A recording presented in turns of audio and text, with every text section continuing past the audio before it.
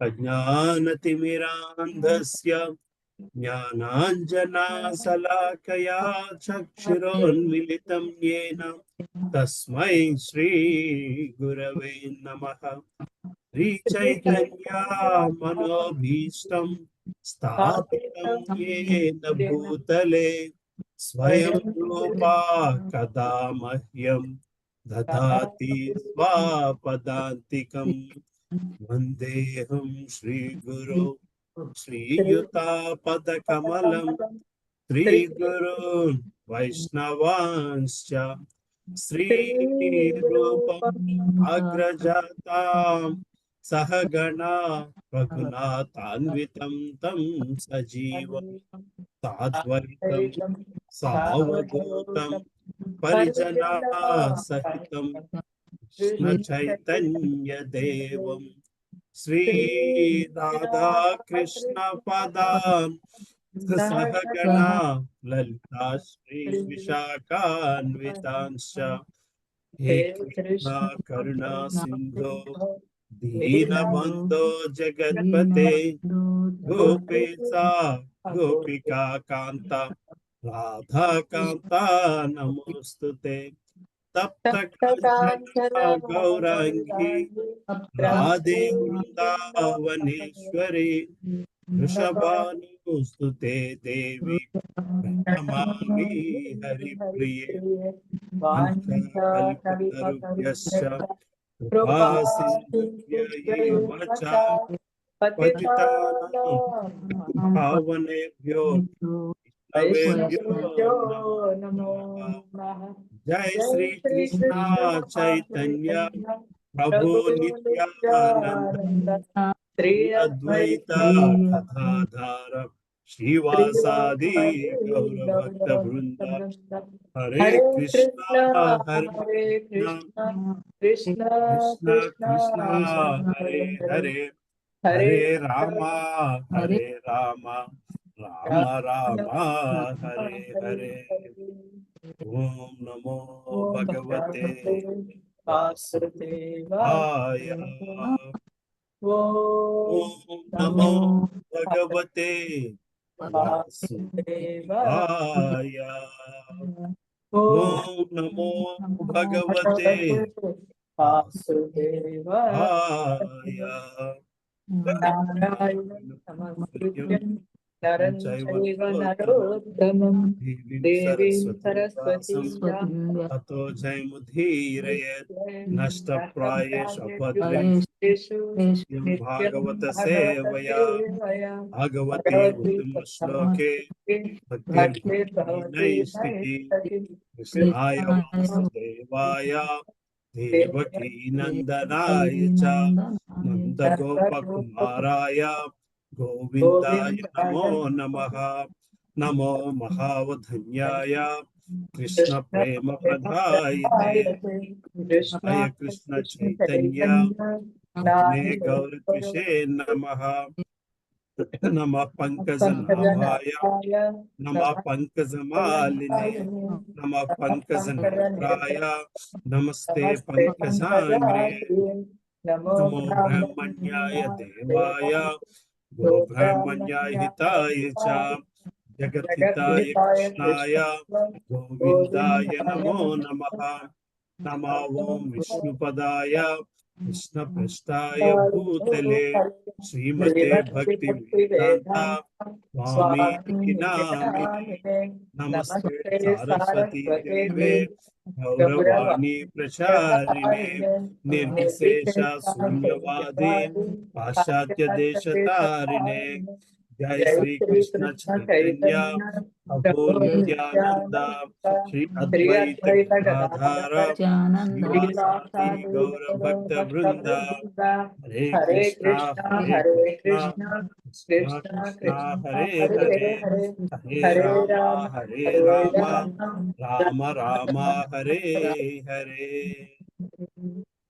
करोति वाचलं पङ्गुं लगायते गिरिं कृपातमहं वन्दे श्रीगुरुं दीनतारिणं मानन्दमाधवं श्रीचैतन्येश्वरम् अपवित्रो पवित्रो वा सर्वास्तगतोऽपि वा यस्मरेत् पुण्डरीकाक्षं स बाह्याभ्यन्तरशुचिः श्री विष्णु श्री विष्णु श्री विष्णु శ్రీ విష్ణు హరే కృష్ణ.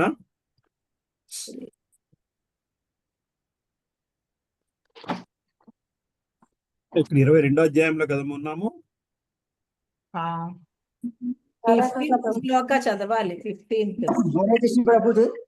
హరే కృష్ణ ప్రభు. చదువుతారా ప్రభు? ఏకాంబరేశ్వర ప్రభుతో మీతో మొదలు పెడతామా? చదువుతాను ప్రభుజీ. ఎన్నో శ్లోకం ఎక్కడ అక్క? ప్రభుజీ? 20? 15th శ్లోకం. ఎన్నో పేజీ చెప్పండి, పేజీ. 133. 132. 32, 33, 15వ శ్లోకం దగ్గర మొదలు పెట్టుకోవాలి. మంచిది ప్రభుజీ. హరే కృష్ణ ప్రభుజీ చదువుతున్నాను.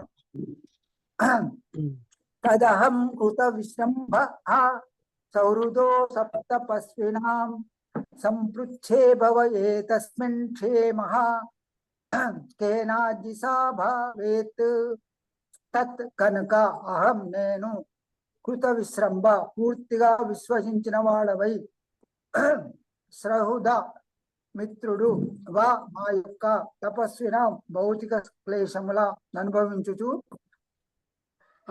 సంపృచ్ఛే గోరుతును భవే ఈ భౌతిక జగమున ఏతస్మిన్ ఈ క్షేమము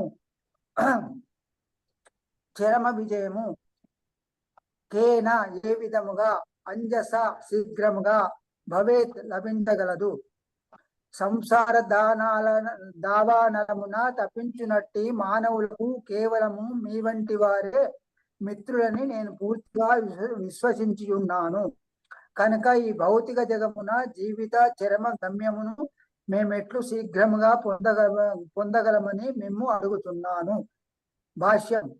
భౌతికాసక్తులైన వారిళ్లకు సాధు పురుషులు వెళ్ళినప్పుడు అది తమ కొరకై ఏదో అడుగుటకు కాదని తెలుసుకొనవలను. మంగళత్వమును గూర్చిన నిజమైన సమాచారమును పొసగుటకే సాధువులు లౌకికుల చెంత కేగుదులనుట వాస్తవమైన విషయము.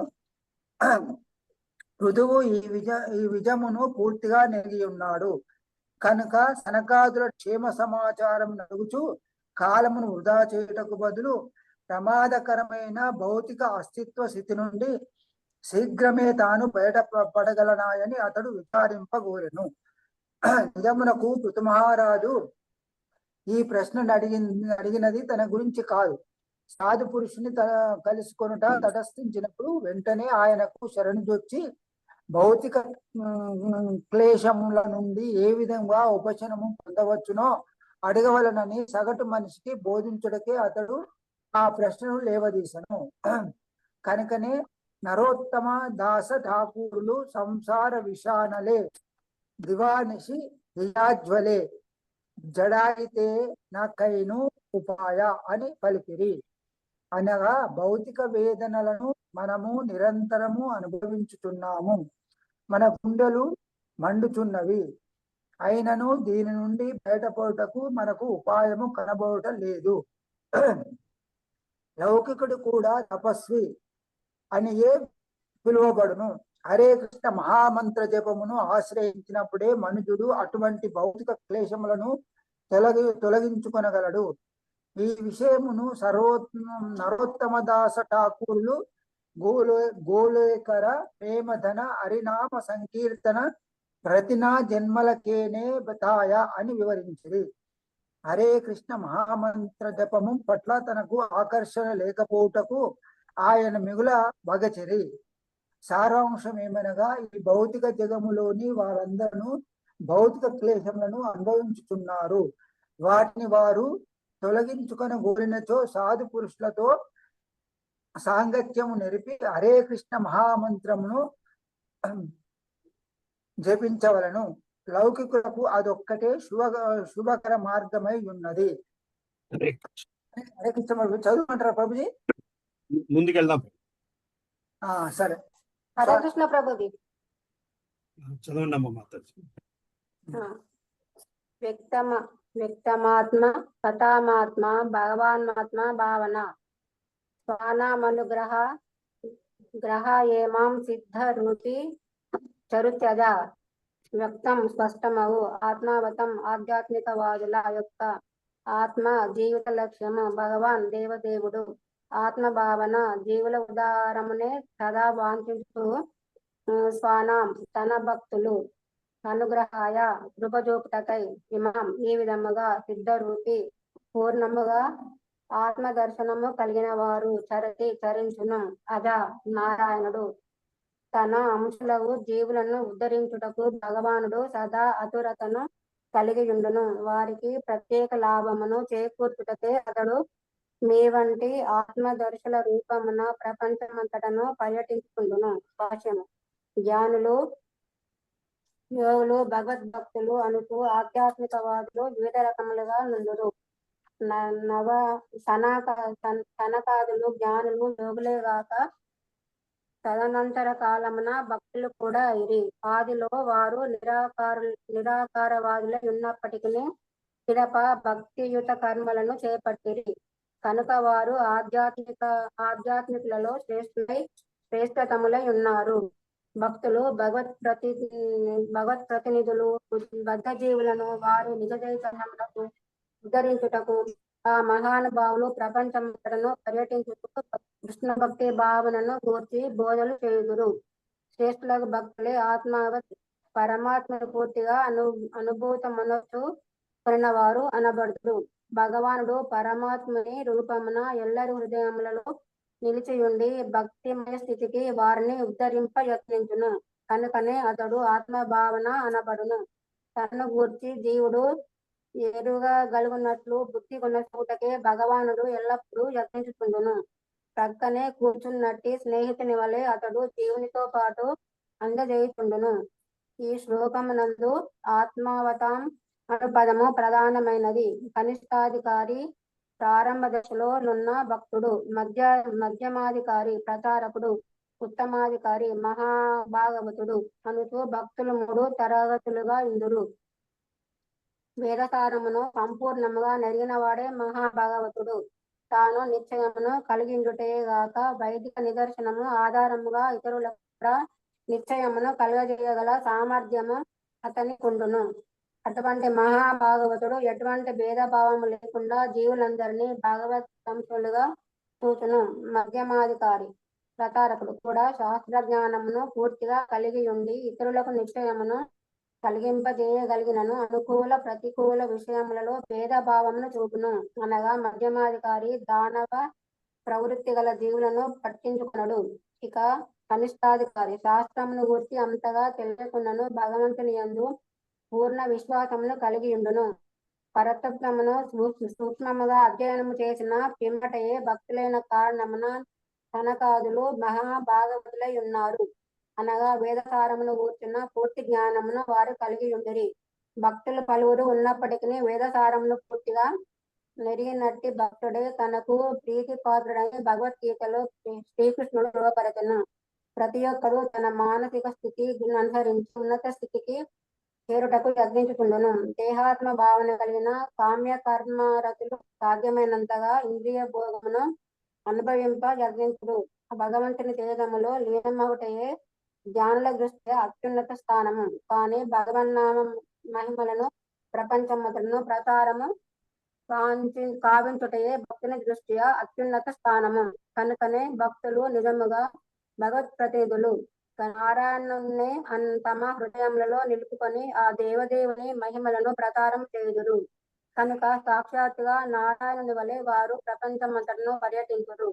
నారాయణుని ప్రతినిధి నారాయణునితో సమానమే అయినను దాని భావము మాయావాదుల తీర్మానించినట్లుగా అతడు నారాయణుడైన వాడిని పలుకుట కాదు.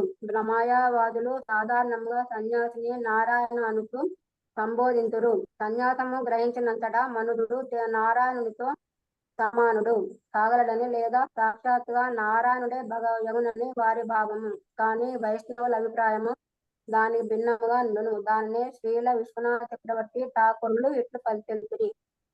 హరే కృష్ణ ప్రభుజీ. ఏంటి కదా, ఇక్కడ సరే ఆ బిట్టు చదివేసేయండి అమ్మ. చదివేసేనా? సాక్షాదరిత్రేణ సమస్త శాస్త్రే రుక్త సదా భావ్యత ఏవ తద్ది కింతు ప్రభోర్యః ప్రియ ఏవ తస్య వందే గురు శ్రీ చరణావరిందనం. వైష్ణవత్వము ప్రకారము భక్తుడు నారాయణుడగుట వలనగాక నారాయణుని అంతరంగిక సేవకుడగుట ద్వారా నారాయణునితో సమానం కాగలడు. అటువంటి మహాపురుషుల జనుల భావము కొరకై ఆధ్యాత్మిక గురువులుగా వర్తించుచుందురు. వాస్తవమునకు నారాయణుని మహిమలను ప్రచారము కావింపు గురువును నారాయణునిగానే భావించి నారాయణునికి వసగునంతటి గౌరవం పొందవలెను. హరే కృష్ణ ప్రభు. మురళీధర్ ప్రభు ఉన్నారా ప్రభు? హరే కృష్ణ. అమ్మ జగదమ్మ మాత చదువుతారా? చదువుతున్నానండి. హరే కృష్ణ. 17వ శ్లోకం. మైత్రేయ ఉవాచ హృదోస్తత్సూక్త మాకర్ణ్య సారం సుష్టుమితం మధు స్మయమాన ఇవ ప్రీచా కుమారః ప్రత్యువాచ. మైత్రేయ ఉవాచ. మైత్రేయమును పలుకుసాగెను. పృథు మహారాజు యొక్క తత్ అట్టి సూక్తం వైదిక అభిప్రాయము ఆకర్ణ్య విని సారం వాస్తవమైనటివి, సుష్టు యుక్తమైనవి, మితమైనవి, మధు శ్రవణ మధురము, స్మయమాన మందహాసము ఇవ చేయుచున్నట్లుగా ప్రీత్య ప్రియముతో కుమార బ్రహ్మచారి ప్రత్యువాచ సమాధానమిచ్చెను. ఈ విధముగా మైత్రేయముని పలుకసాగను. అర్థవంతమైనవి, యుక్తమైనవి, మితముగానున్నవి, శ్రవణ మధురములైనవి పృథు మహారాజు వాక్కులున్నంతట బ్రహ్మచారుల శ్రేష్ఠుడు సనత్ కుమారుడు ప్రీతితో మందహాసం చేసిన వాడే ఇట్లా పలుకసాగిన. భాష్యము. కుమారగణం ఎదుట పృథు మహారాజు పలికిన వాక్కులు పెక్కు యోగ్యతలు గల కారణమున మిక్కిలి స్తుతిపాత్రములై ఉన్నవి. భాషణం శ్రవణ మధురములు సందర్భితములైన పదములను కూడి ఉండవలన అప్పుడే అది అర్థవంతం కాగలదు. పృథువు చక్కని భక్తుడైనందున అతని భాషలో ఆ యోగ్యతలన్నీ ఉండెను. యస్సాసి భక్తిర్ భగవచ్చ చికించన సర్వైర్ గుణస్తత్ర సమాసతే సురః అని చెప్పండి. అనగా పూర్ణ పురుషోత్తమ శ్రీకృష్ణ భగవాన్ యందు అచంచలం భక్తియుక్త విశ్వాసమును కలిగి ఉండి ఆ దేవదేవుని సేవలో నియుక్తుడైన వాని యందు సమస్త సద్గుణములు వెల్లివిరియగలవు. శ్రీమద్ భాగవతం 5.18.12. ఈ విధముగా కుమారగణము మిగులు ప్రసన్నులేరి అంతటా సనత్ కుమారుడు ఇట్లు పలుకసాగను. ఇది చదవనండి 18. చదివేసేయండి 18. సనత్ కుమారో వాచ. సాధు పృష్ణం మహారాజ సర్వభూత హితాత్మన భవతా విదిశా చాపి సాధూన మతిరీ దృశే. సనత్ కుమార ఉవాచ. సనత్ కుమారుడు పలికను. సాధు చక్కని, పృష్ణం ప్రశ్న, మహారాజు ప్రియమైన రాజా, సర్వభూత సమస్త జీవులు హిత ఆత్మన ఎల్లరికూ శుభం వాంఛించునట్టే, భవత నీచే విదుష జ్ఞానవంతుడు, చ మరియు అపి అయినను సాధూనాం సాధు పురుషుల యొక్క మతిహే బుద్ధి ఈ దృశి ఈ రీతి. సనత్ కుమారుడు పలికను. పృథు మహారాజా, నీవు నన్ను చక్కని ప్రశ్న అడుగుతువి. ఎల్లప్పుడూ ఇతర శుభను కూర్చే తలపోయినట్టు నీవు అడుగుట వలన విశేషముగా ఆ ప్రశ్నలు సమస్త జీవులకు లాభదాయకములై ఉన్నవి. అటువంటి ప్రశ్నలు అడుగుట సాధు పురుషుల నడువడిక కనుక సమస్తము ఎరిగిన వాడవయ్యను నీవు వారిని అడిగితివి. అట్టి బుద్ధి నీకు తగినదిగా అన్నది. భాష్యము. పృథు మహారాజు ఆధ్యాత్మిక విజ్ఞాన శాస్త్రంలో ప్రవీణుడైనను దాన్ని ఎరుగని వాడినట్లుగా కుమారగణం ఎదుట ప్రవర్తించను. దీని భావం ఏమనగా మనుజుడు ఎంతటి ఉన్నతుడైనను సమస్తము నెరిగిన వాడేను తనకన్నను శ్రేష్ఠమైన వారిని ప్రశ్నలు అడగవలను. ఉదాహరణకు అర్జునుడు సమస్త ఆధ్యాత్మిక జ్ఞానం ఎరిగిన వాడేను ఏమీను ఎరుగిన వారి వలె శ్రీకృష్ణ ప్రశ్నించను. అదే విధముగా పృథువు సమస్తము ఎరిగిన వాడేను ఏమీను ఎరిగిన వారిని చందముల కుమారగణం ఎదుట వ్యవహరించను. దీని భావం ఏమనగా మహాత్ములైన వారు భగవంతుని లేదా అతని భక్తుని ప్రశ్నలను జనుల లాభం కొరకే ఉద్దేశింపబడిండును. సదా ఇతర లాభమును కూర్చి తలపోయేవారు కనుకనే కొన్ని మార్లు వారు ఆ స్థితిలో నిలిచి ఉన్నతులకు ప్రామాణిక ప్రశ్నించుచుండను. హరే కృష్ణ ప్రభుజీ. Thank you Mataji. హరే కృష్ణ. అమ్మ సుబ్బలక్ష్మి మాతాజీ ఉన్నారమ్మా? హరే కృష్ణ ప్రభుజీ, చదువుతాను ప్రభుజీ. 19వ శ్లోకము. సంగమః ఖలు సాధూనాముభ యేషాం చ సమ్మతః యత్ సంభాషణ సంప్రశ్నః సర్వేషాం వితనోతిశం. సంగమః సాంగత్యము, ఖలు నిక్కముగా, సాధూనాం భక్తుల యొక్క, ఉభయేషాం ఉభయులకు, చ కూడా, సమ్మతః సమ్మతము, యత్ ఏదైతే, సంభాషణ చర్చ, సంప్రశ్నః ప్రశ్నోత్తరములు, సర్వేషాం ఎల్లరి, వితనోతి విస్తరింపజేయును, శం నిజమైన సుఖమును.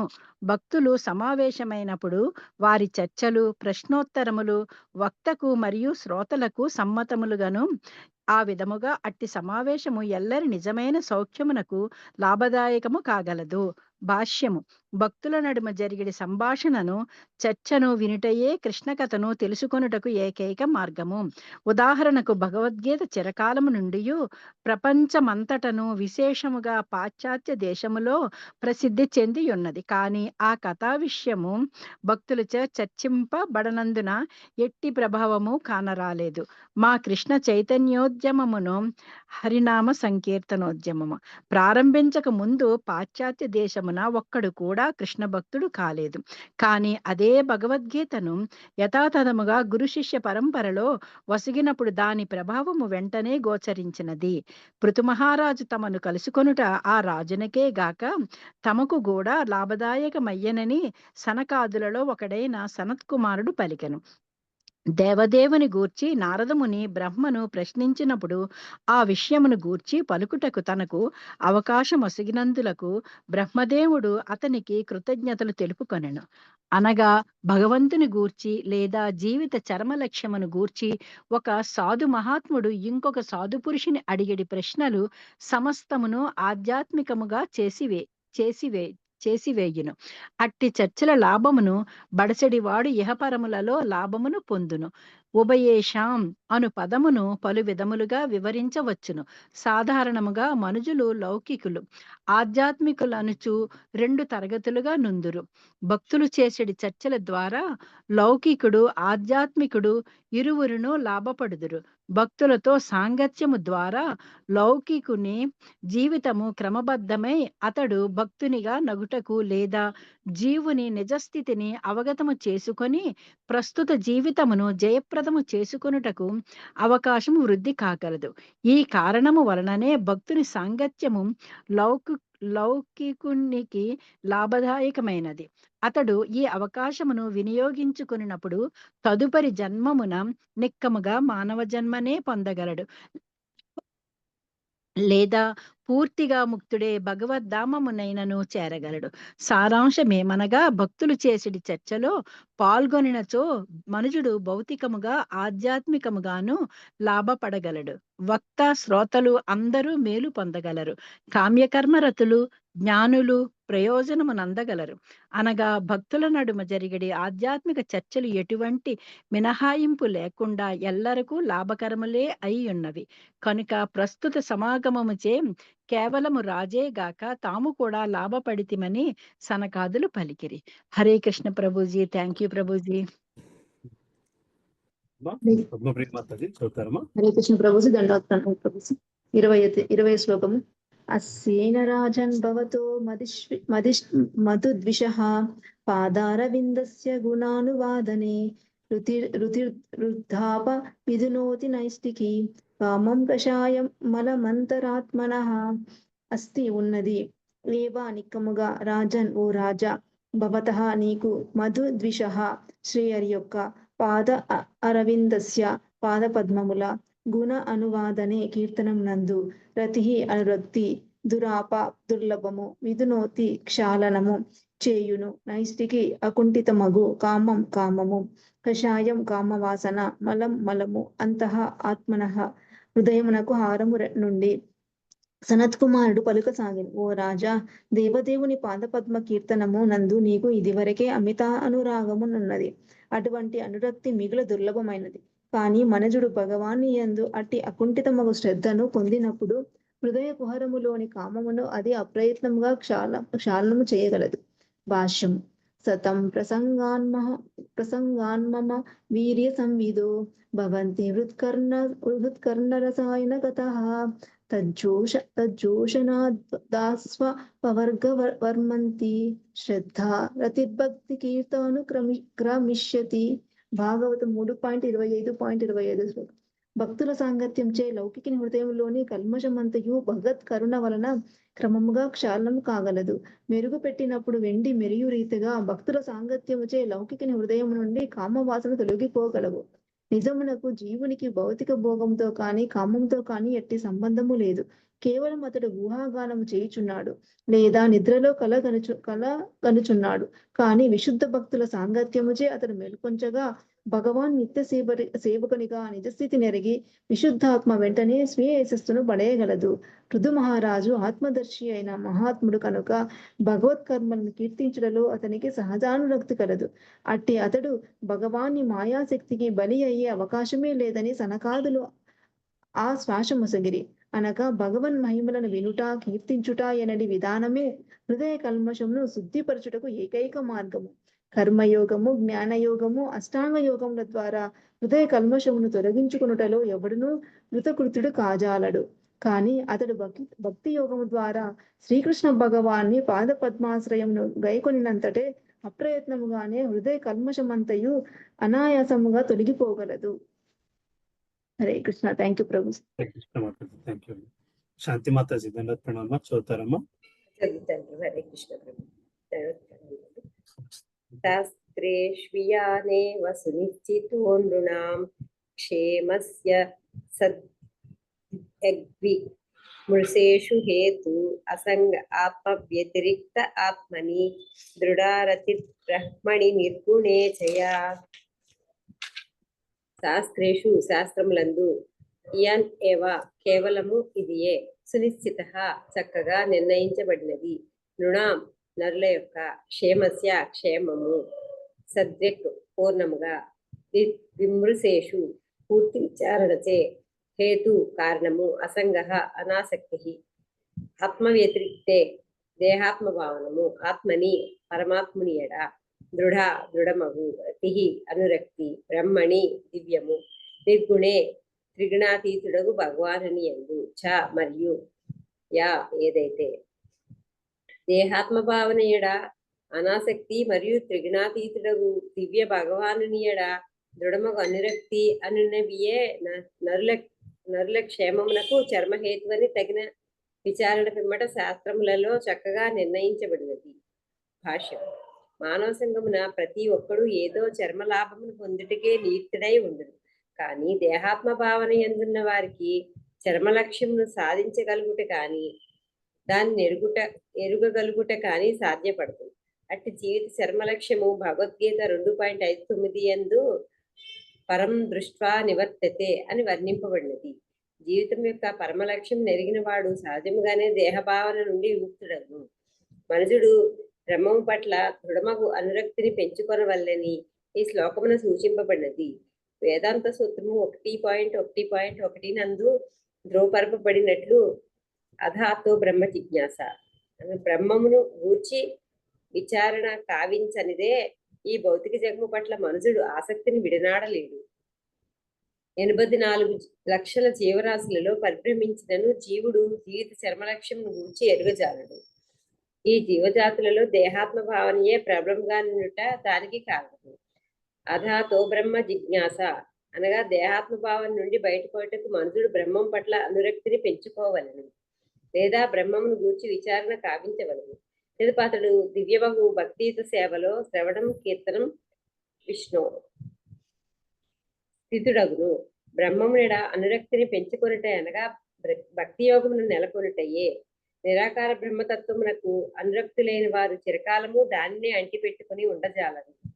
నిరాకారవాదులు ఈ జగత్తును మిథ్యని తలచి త్యజించిన పిదపయు తిరిగి ఈ మిథ్యా జగత్తునకే దిగివచ్చురు. బ్రహ్మమునెడ అనురక్తిని పెంచుకొనుటకై సన్యాసమును తీసుకున్నప్పటికీ వారు మిథ్యా జగత్తునకు అనుదింతురు.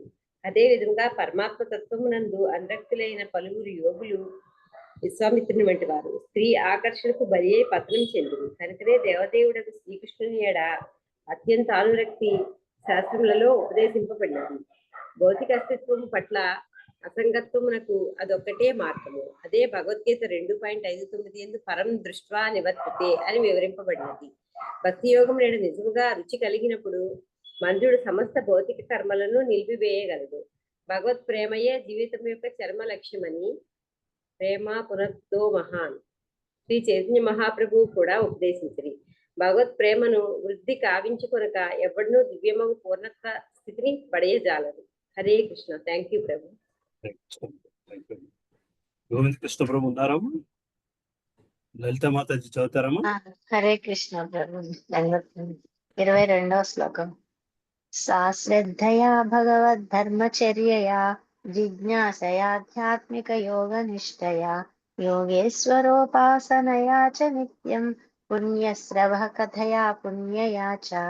సా ఆ భక్తి యోగము శ్రద్ధయా శ్రద్ధ మరియు విశ్వాసముతో భగవద్ధర్మ భక్తియుత సేవ చర్య ద్వారా జిజ్ఞాసయ విచారణ ద్వారా ఆధ్యాత్మికమైనట్టి యోగ నిష్టయ ఆధ్యాత్మిక అవగాహన ఎందు నిష్ట యోగ ఈశ్వర దేవదేవుడు ఉపాసనయ అతని అర్చనము ద్వారా చ మరియు నిత్యము పుణ్యశ్రవ దేనిని వినుట వలన కథయ చర్చ వలన పుణ్యయ పవిత్రమగు చ కూడా భాగవత ధర్మమును ఆచరించుట ద్వారాను జిజ్ఞాస చేతను జీవితమున భక్తి యోగమును అవలంబించుట వలనను దేవదేవుడగు యోగేశ్వరుని అర్చనము ద్వారాను అతని మహిమల శ్రవణ కీర్తనముల చేతను భగవంతుని ఎడ అనురక్తి వృద్ధి కాగలదు.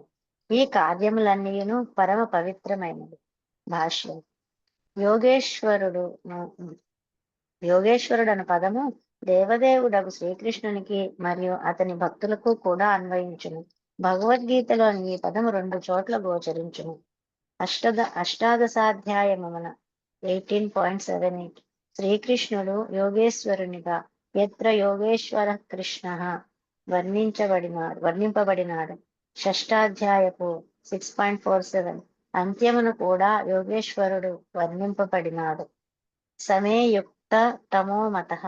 ఈ యుక్తతమ అను పదము యోగులలో అత్యంత శ్రేష్ఠులకు భక్తులను వారిని కూడా యోగేశ్వరులనే పిలువవచ్చును అని సూచించును. ఈ శ్లోకమున యోగేశ్వరోపాసనము అనగా విశుద్ధ భక్తుని సేవించుట అని భావము. విశుద్ధ భక్తుని సేవింపక ఎవ్వడును ఆధ్యాత్మిక జీవనమున పురోభివృద్ధి చెందజాలడని చాడియా వైష్ణవ సేవ విస్తార పాయేచే కేబా నరోత్తమదాస ఠాకూర్లు పలికినారు. ఈ విషయమును భక్త ప్రహ్లాదుడు సైతము ఇట్లు పలికెను. నైషామతిస్తా వదురుక్రమాంఘ్రిం స్పృశత్యనర్థాపగమో యదర్థః మహీయసాం పాదరజోభిషేకం నిష్కించనానాం న వృణీత యావత్. భాగవతము 7.5.3. ఈ భౌతిక జగత్తులోని ఎటువంటి సంబంధము లేకుండా కేవలము భక్తి యోగమునందే నియుక్తుడై ఉండెడి విశుద్ధ భక్తునే మనుజుడు ఆశ్రయించవలను. ఆ భక్త మహాశయుని సేవించుట ద్వారానే అతడు భౌతిక స్థితి దాటగలడు. సర్వశ్రేష్ఠుడగు యోగు భక్తుడు యొక్క పాద పద్మములను మనుజుడు సేవించవలనని యోగేశ్వరోపాసన ఈ శ్లోకమున ఉపదేశించబడినది. సర్వోత్తముడగు భక్తుని సేవించుట అనగా ఆయన ద్వారా భగవన్ మహిమలను శ్రవణం చేయుటయే. విశుద్ధ భక్తుని ముఖతః భగవన్ మహిమలను వినుట అనగా పవిత్రమగు జీవనమున వడయుటయే. పవిత్రుడు కానిదే ఎవ్వడునూ భక్తి యోగమున నెలకొనజాలడని భగవద్గీత 7.28 యందు తెలుపబడింది. ఏషాం త్వనంతగతం పాపం జనానాం పుణ్యకర్మణాం తే ద్వంద్వమోహ నిర్ముక్త భజంతే మాం దృఢవ్రతాః. భక్తి యోగమున సుస్థిరుడగుటకు మనుజుడు త్రిగుణ సంపర్కమును పూర్తిగా క్షాళనము చేయవలసి ఉండును. భక్తియుత సేవలో మొదటి అంశము ప్రామాణికుడగు గురువును ఆశ్రయించుట. అదో గురువాశ్రయం. పిదప ఆ ప్రామాణిక గురువు నుండి ఆధ్యాత్మిక కర్మలను గూర్చి విచారణ చేయవలను. సద్ధర్మ పృచ్ఛ. అటు పిమ్మట సాధువులు మరియు భక్తుల అడుగుజాడలను అనుసరింపవలను. సాధు మార్గానుగమనం. భక్తి రసామృత సింధు గ్రంథములో శ్రీ రూపగోస్వామి ఈ ఉపదేశములను నొసగియుండిరి. సారాంశమేమనగా దేవదేవుని ఎడ అనురక్తిని వృద్ధి కావించుకొనుటకు మనుజుడు ప్రామాణిక గురువును ఆశ్రయించి ఆయన నుండి భక్తియోగ విధానములను నేర్పవలెను మరియు భగవత్కీర్తనము సందేశము వినవలెను. భక్తి యోగము పట్ల నిశ్చయమును వృద్ధి కావించుకొనుటకు ఇదే మార్గము. పిదప శ్రీకృష్ణ భగవానుని పట్ల అనురక్తిని పెంచుకొనుట సులభతరము కాగలదు. హరే కృష్ణ ప్రభుజీ. Thank you Prabhuji. ధన్యవాదాలు. రేవతి మాతాజీ చదువుతారమ్మా? చదువుతాను ప్రభుజీ. హరే కృష్ణ ప్రభుజీ. దండాత్ ప్రణామం. 23వ శ్లోకం. అర్థేంద్రియా రామ సగోష్ఠ తృష్ణయ తత్సమ్మతానాం అపరిగ్రహేణ చ వివిక్త రుచ్యా పరితోష ఆత్మని వినా హరేర్గుణ పీయూష పానాత్.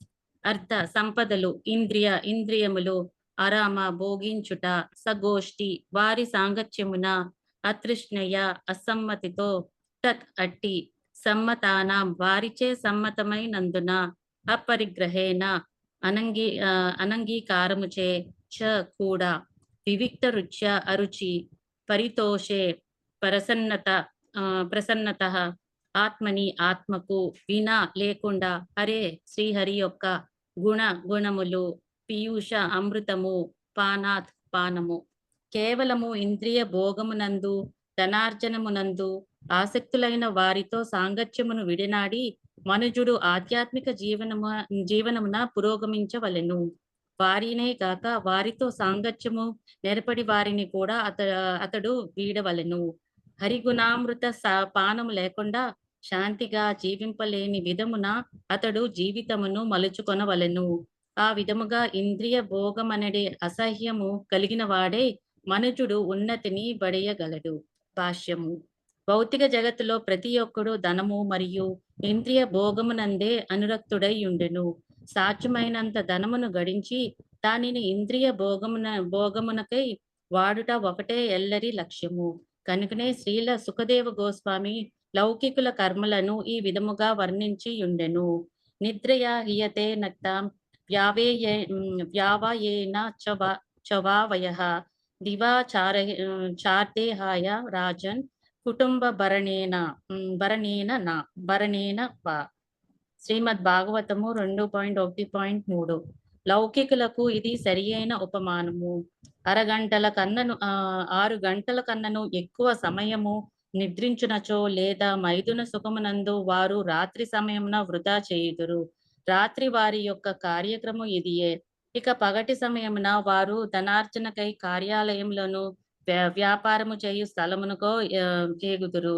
ఏదో కొంత ధనము లభించినంతనే పిల్లలకు ఇతరులకు ఏవో వస్తువులు కొనుగోలు చేయుటలో తలమునకలాగుదురు.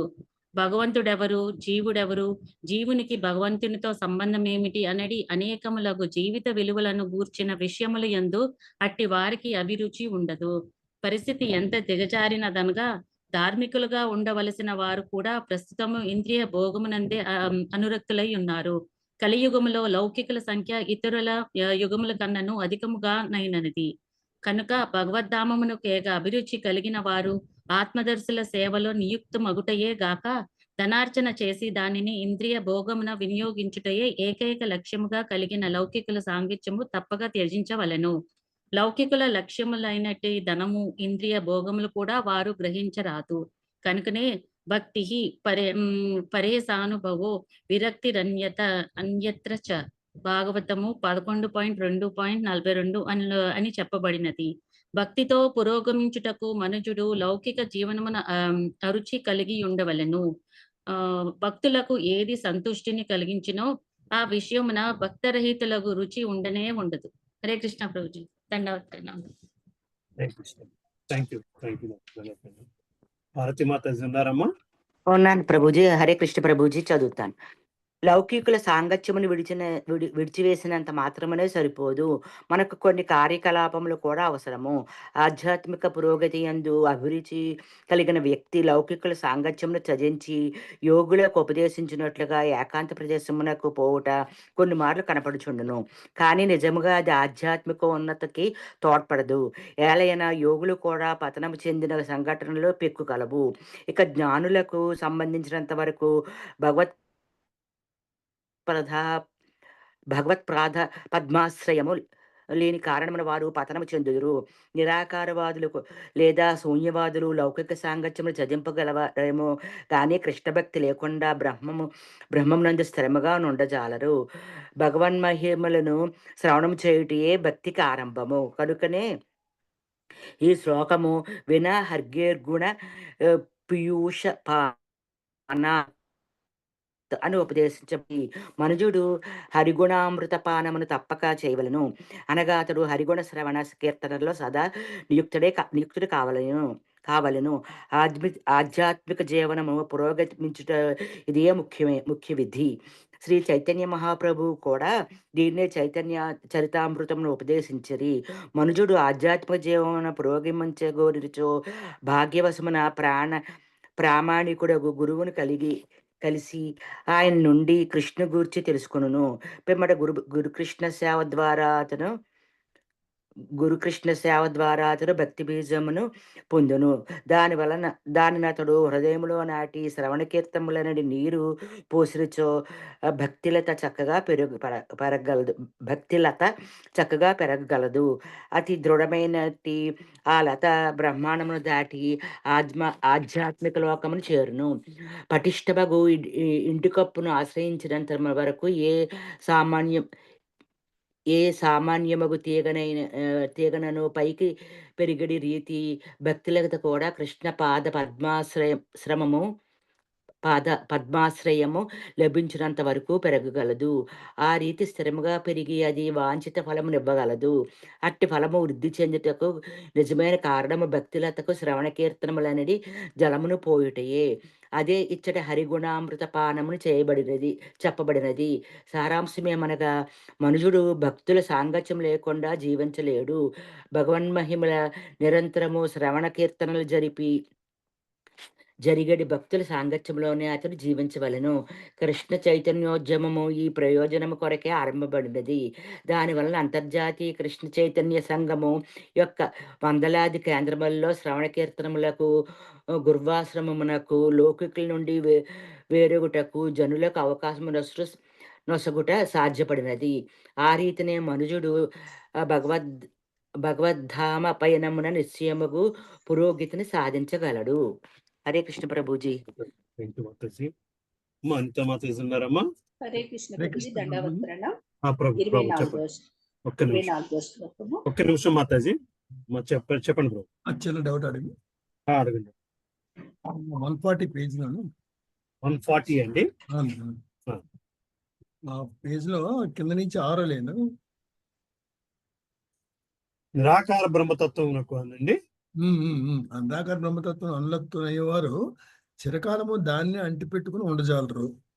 నిరాకారవాదులు ఈ జగత్తుని మిథ్యను తలచి త్యజించిన పెదపై తిరిగి ఈ మిథ్యా జగత్తుకే దిగి వత్తురు. అంటే అర్థం ఏంటంటే అక్కడ వాళ్ళకి అంటే దానిలో ఆ నమ్మకం ఉంటుంది కదా. అవునండి. నిరాకార బ్రహ్మతత్వం అనురక్తులైన వారు చిరకాలము దానినే అంటుపట్టుకుని ఉండజాలరు. అంటే కష్టం అండి. నిరాకారాన్ని తీసుకున్న వాళ్ళు బ్రహ్మంలో కలుస్తారని చెప్తున్నాం కదా, దాంట్లో అక్కడ ఉండడం కష్టము. ఆ తత్వానికి అనురక్తులైన వారు దానిని అంటుపట్టుకుని ఉండజాలరు. నిరాకారవాదులు ఈ జగత్తును మిథ్యాన్ని తలచి త్యజించిన పిదపై తిరిగి మళ్ళీ మిథ్య జగత్తుకే వస్తుంటారు. బ్రహ్మమునడి అనురక్తిని పెంచుకున్నట్టుగా సన్యాసం తీసుకున్నప్పటికీ వారు మిథ్యా జగత్తును కలుదింతారు. అదే విధముగా పరమాత్మ తత్వం అనురక్తులైన పలువురు యోగులు ఆకర్షణకు బలియే పతనము చెందిరి. సరే, స్త్రీ ఆకర్షణ కనుకనే దేవాదేవ శ్రీకృష్ణుడు అనురక్తి శాస్త్రం ఉపదేశించబడింది. ఇదే బేసికల్గా. సో 3 రకాల వ్యక్తుల గురించి మనకి చెప్పుకొస్తున్నారు.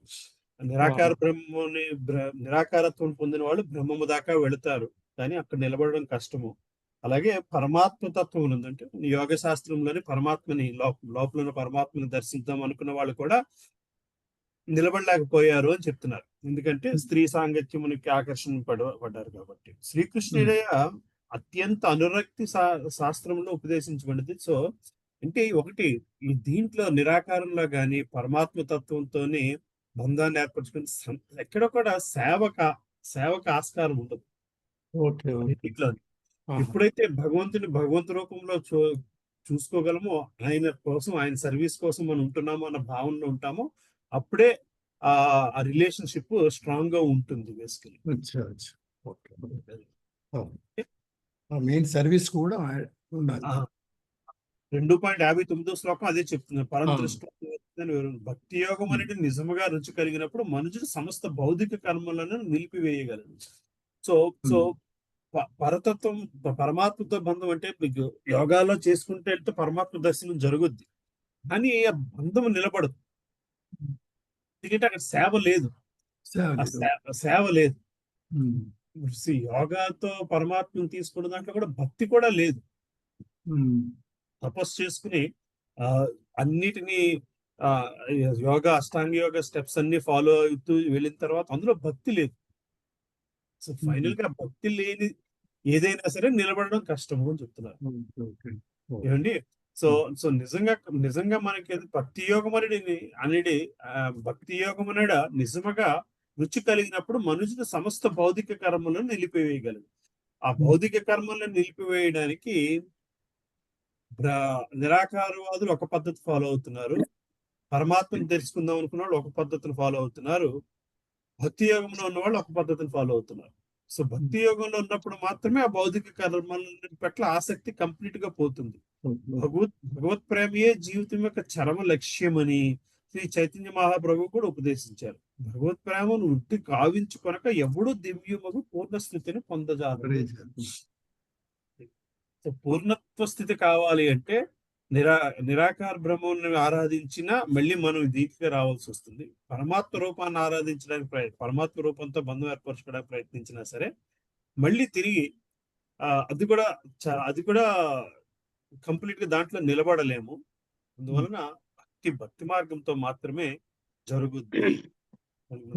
మహాప్రభు కూడా చెప్పారు. అంటే 3 మార్గాలు భగవంతుడు చేరడానికి, భగవంతుడిని చేరడానికి కానీ నిలబడలేరు. ఆ రెండు కూడా భక్తిలోకి కన్వర్జ్ అయితే, భక్తిలోకి ఎంటర్ అయితే మాత్రమే భగవంతుడిని చేరగలుగుతాం. లేకపోతే జన్మ మరణ చక్రం తిరుగుతూ ఉంటదండి. భక్తి మార్గంలోకి వెళ్ళకపోతే భగవంతుని అర్థం చేసుకోవడం, భగవంతుని ఆయన ఉనికిని గ్రహించడం దాకా చేరుకోగలుగుతాం. ఊరికినే మనం ఊరికి గ్రహించడంలో పెద్ద ప్రయోజనం లేదు. ఎందుకంటే దాంట్ వలన భౌతిక బంధాన్ని జయించేమా లేదా దోత్తి కదా. భగవంతుడు ఉనికి గ్రహించినంత మాత్రాన భౌతిక బంధాన్ని జయించలేకపోతే జన్మ మృత్యు చక్రంలో చిక్కుబడే ఉండిపోతుంది. హరే కృష్ణ ప్రభుజీ. అమ్మా, ఇప్పుడు ప్రహ్లాదుడి భక్తికి ధ్రువుడు భక్తికి కూడా తేడా ఉంది కదా ప్రభుజీ? అంతేనమ్మా, ఎగ్జాక్ట్ కరెక్ట్ గా చెప్పారు. ధ్రువుడు భక్తికి ప్రహ్లాదుడి భక్తికి కూడా ఉన్న తేడా అదే. ధ్రువుడు ఒక భౌతిక కార్యం కోసము తపస్సు చేశాడు. ప్రహ్లాదుడు తపస్సు చేయలే. ప్రహ్లాదుడు ఎక్కడ తపస్సు చేయలేదు, కేవలం భక్తితోనే నిలబడిపోయాడు అంతే. ఇంకా భౌతిక ప్రపంచం ఏమీ కనబడట్లేదు. ప్రతి భౌతిక విషయంలో కూడా భగవంతుడే కనబడుతున్నాడు ఆయన. ఆ భక్తి స్థితిని చేరుకోగలిగడం కోసమే ఈ ప్రయత్నం అంతా కూడా. ఇద్దరికి భగవంతుడు ప్రత్యక్షమయ్యాడు. భగవంతుడు ప్రత్యక్షమైనంత మాత్రాన మోక్షం వచ్చేసిందని ఏమి కాదు. భగవంతుడు ప్రత్యక్షమైన తర్వాత ధ్రువుడు అడిగింది ఏమిటి? తనకి లోకం కావాలి, ఇది కావాలి, వేరే రాజ్యం కావాలని అడిగాడు తప్పితే నేను సేవ చేసుకోవాలి అని అడగల. నీ సేవ చేసుకోవడానికి భాగ్యం కావాలి అని అడగల. ప్రహ్లాదుడు అదే అడిగాడు. సో ధ్రువుడు ఆ స్థితికి వెళ్ళడానికి టైం పట్టింది. ప్రహ్లాదుడు ఆ స్థితిలో నిలబడిపోయిన తర్వాత భగవంతుడు నువ్వు రాజ్యాన్ని పరిపాలించాలి అని చెప్పాడు. అది భగవంతుని తాలూకా ప్రసాదము కార్యము కింద స్వీకరించి చేశాడు. ధ్రువుడు తన ఆనందం కోసం రాజ్యపాలన చేశాడు. అరే భగవంతుడు నేను ఇంకా అడగాల్సిన వరాలు ఎన్నో ఉండగా ఇది అడిగేనేమిటా అని బాధపడ్డాడు తప్పితే తర్వాత జయించుకుంటూ వచ్చి భగవంతుని ముక్తి మోక్షాన్ని పొందగలిగాడు. అది వేరే విషయం. అంతే కదా బాగా అర్థమవుతుంది కదా మాతాజీ చెప్పింది ఎగ్జాక్ట్లీ రైట్. ఆ రెండింటికి ఉన్న తేడా అదే, ధ్రువుని చరిత్రకి ప్రహ్లాద్ చరిత్ర. ఇద్దరు ఒకే స్థాయిలో ఉన్నట్టు కాదు. Exactly initially, but at the end finally they have converge. అది ప్రహ్లాదుడు ముందు నుంచి భక్తి మార్గంలో ఉన్నాడు, తర్వాత ధ్రువుడు భక్తి మార్గంలోకి వచ్చాడు. అంటే ప్రహ్లాడు తల్లి కడుపులో నుండి కూడా విన్నాడు కదండి, అందుకు విన్నాడు ప్రహ్లాద్ తల్లి కడుపులో విన్నగా ఆ మాత్రం విన్న వెంటనే అతనికి పరివర్తన జరిగిపోయింది. అదండి అది మనం ఇంకా అంతకంటే ఎక్కువ వింటున్నాం యాక్చువల్ గా. మన కలియుగంలో ఉన్నాం కదండి. అది మనం ఉన్న కాలం ఏంటి, కాలం ఏంటి కదా, అవన్నీ కాలపురుష ప్రభావం. అది ఏ యుగంలో ఉన్నా సరే అదే ఆత్మ ఉంది కదా, తెలుసు కదా కలియుగంలో ఉన్నాము అనేసి. దాన్ని బట్టి ఇంకొంచెం జాగ్రత్తగా ఉండాలి తప్పితే ఆ కలియుగం వంక కాకూడదు. అవును, కానీ కలియుగంలోని ముక్తి పొందడం ఎవరు చెప్పలేదు కదండి. ఉన్నప్పుడు త్రిగుణ స్థితికి అతీతంగా ఉంటారు. మనకు 3వ అధ్యాయంలో గర్భస్థ జీవుని ప్రార్థనలు, అది మనం చదివాం యాక్చువల్లీ 3వ స్కందంలోనే. The prayers of the unborn basically. Prayers of the unborn జీవాత్మ ప్రార్థనలు. వీళ్ళంతా ముక్తి పొందింది మాతాజీ. అమ్మా కలియుగంలో ఎవరు ముక్తి పొందలేదు అంటే కలియుగంలో కూడా మరి రమణ మహర్షి లాంటి వాళ్ళు ఇంకా మార్గం చిన్నది తక్కువ చేసేసారు కదా కలియుగంలో. కలియుగంలో ఇంకా సులభం ముక్తిని పొందిన కలియుగంలోనే సులభం, నామజపంతోనే నామజపం. అదండి. సో అందులో మనకి 3వ స్కందం దీంట్లో జీవాత్మ తాలూకా స్థితిని ఎక్స్ప్లెయిన్ చేసుకొస్తారు కదా. కడుపులో ఉన్నప్పుడు త్రిగుణ స్థితికి అతీతంగా ఉండి శిశువు చేసిన ప్రార్థనలు. ప్రహ్లాదుడు ఆ స్థితిలో ఉండగా నారద మునితో మంత్రం విన్నాడు కాబట్టి ఆ స్థితిలో కంటిన్యూ అయిపోయాడు, నిలబడిపోయాడు. మొన్న ఎక్కడో ఎవరో చెప్పారు అబ్బా, ప్రహ్లాదుని ముందు జన్మ తాలూకా చరిత్ర చెప్పుకొచ్చారు. అయితే ప్రహ్లాదుడు పుట్టింది ఒక కార్యం కోసమై పుట్టుంటాడా ప్రభుజీ? హిరణ్యకశిపుడు అలాగేనేమీ లేదమ్మా. హిరణ్యకశిపుడు లేకపోతే వేరే విధంగా అయినా హిరణ్యకశిపుడు ఎండింగ్ జరిగేది. అదితికి వరం ఇస్తారు కదండి. అవన్నీ సెకండరీ ఆస్పెక్ట్స్. అవును. ఇప్పుడు మనకి రుజువు ఉన్నారు కదా ప్రభు, ఈ చిన్న పిల్లాడు భగవత్ ప్రభు అని వస్తున్నాడు, చిన్న పిల్లాడు. వాళ్ళ మదరు ప్రెగ్నెన్సీతో ఉన్నప్పుడే ఈ 18,000 శ్లోకాలు చదివారు మన కాలంలో. ఇప్పుడు ఆ బాబుని చూస్తే ఎంత ముచ్చటేస్తుందో ప్రభు, రీల్స్ పెడుతుంటారు చాలా. లైట్ లో కూడా భలే పెద్ద తరహాగా ఎత్తుతాడు అబ్బాయి. చిన్న వయసులో అట్లా రావడం గ్రేట్. అంటే కారణజములు వాళ్ళే కారణజములు అంటారు కదండి. ముందుకెళ్దామా? హరే కృష్ణ ప్రభుజీ. అహింసయా పారమహంస్య చర్యయా స్మృత్యా ముకుంద చరితాగ్రసీదునా మైర్నియమైత్యాప్య నిందయా నిరీహియా ద్వంద్య తితిక్షయా చ. అహింస చేతను, పారమహంస్య చర్యయా ఆచార్యులను అనుసరించుట చేతను, స్మృత్య స్మరించుట ద్వారాను, ముకుంద దేవదేవుడగు శ్రీకృష్ణుడు ఆచరిత అగ్రు అతని కర్మలను ప్రచారము చేయుచు, సీదున అమృతము యమై నియమాచరణము చేతను, అకామై ఎటువంటి భౌతిక కోరికలు లేకుండా, నియమై విధి నియమములను ఖచ్చితంగా పాటించుచు, చ కూడా, అపి నిక్కముగా, అనిందయ నిర్నింపగా, నిరీహియ సామాన్యమగు జీవనమును గడుపుచు, ద్వంద్యములు తితిక్షయ సహించుట ద్వారా, చ మరియు ఆధ్యాత్మిక ఉన్నతిని పొందగోరువాడు అహింసాపరుడై ఉండవలెను. ఆచార్యుల అడుగుజాడలను అనుసరించవలెను. ముకుంద లీలామృతమును సదా స్మృతియందు ఉంచుకొనవలెను. ఎటువంటి భౌతిక కోరిక లేకుండా నియమాచరణము కావింపవలెను. అంతేకాక ఆ నియమ పాలనలను ఇతరులను నిందించరాదు. అతడు సామాన్యమగు జీవనమును గడుపుచు ద్వంద్వములచే కలత చెందక వాటిని సహించుటను నేర్పవలెను.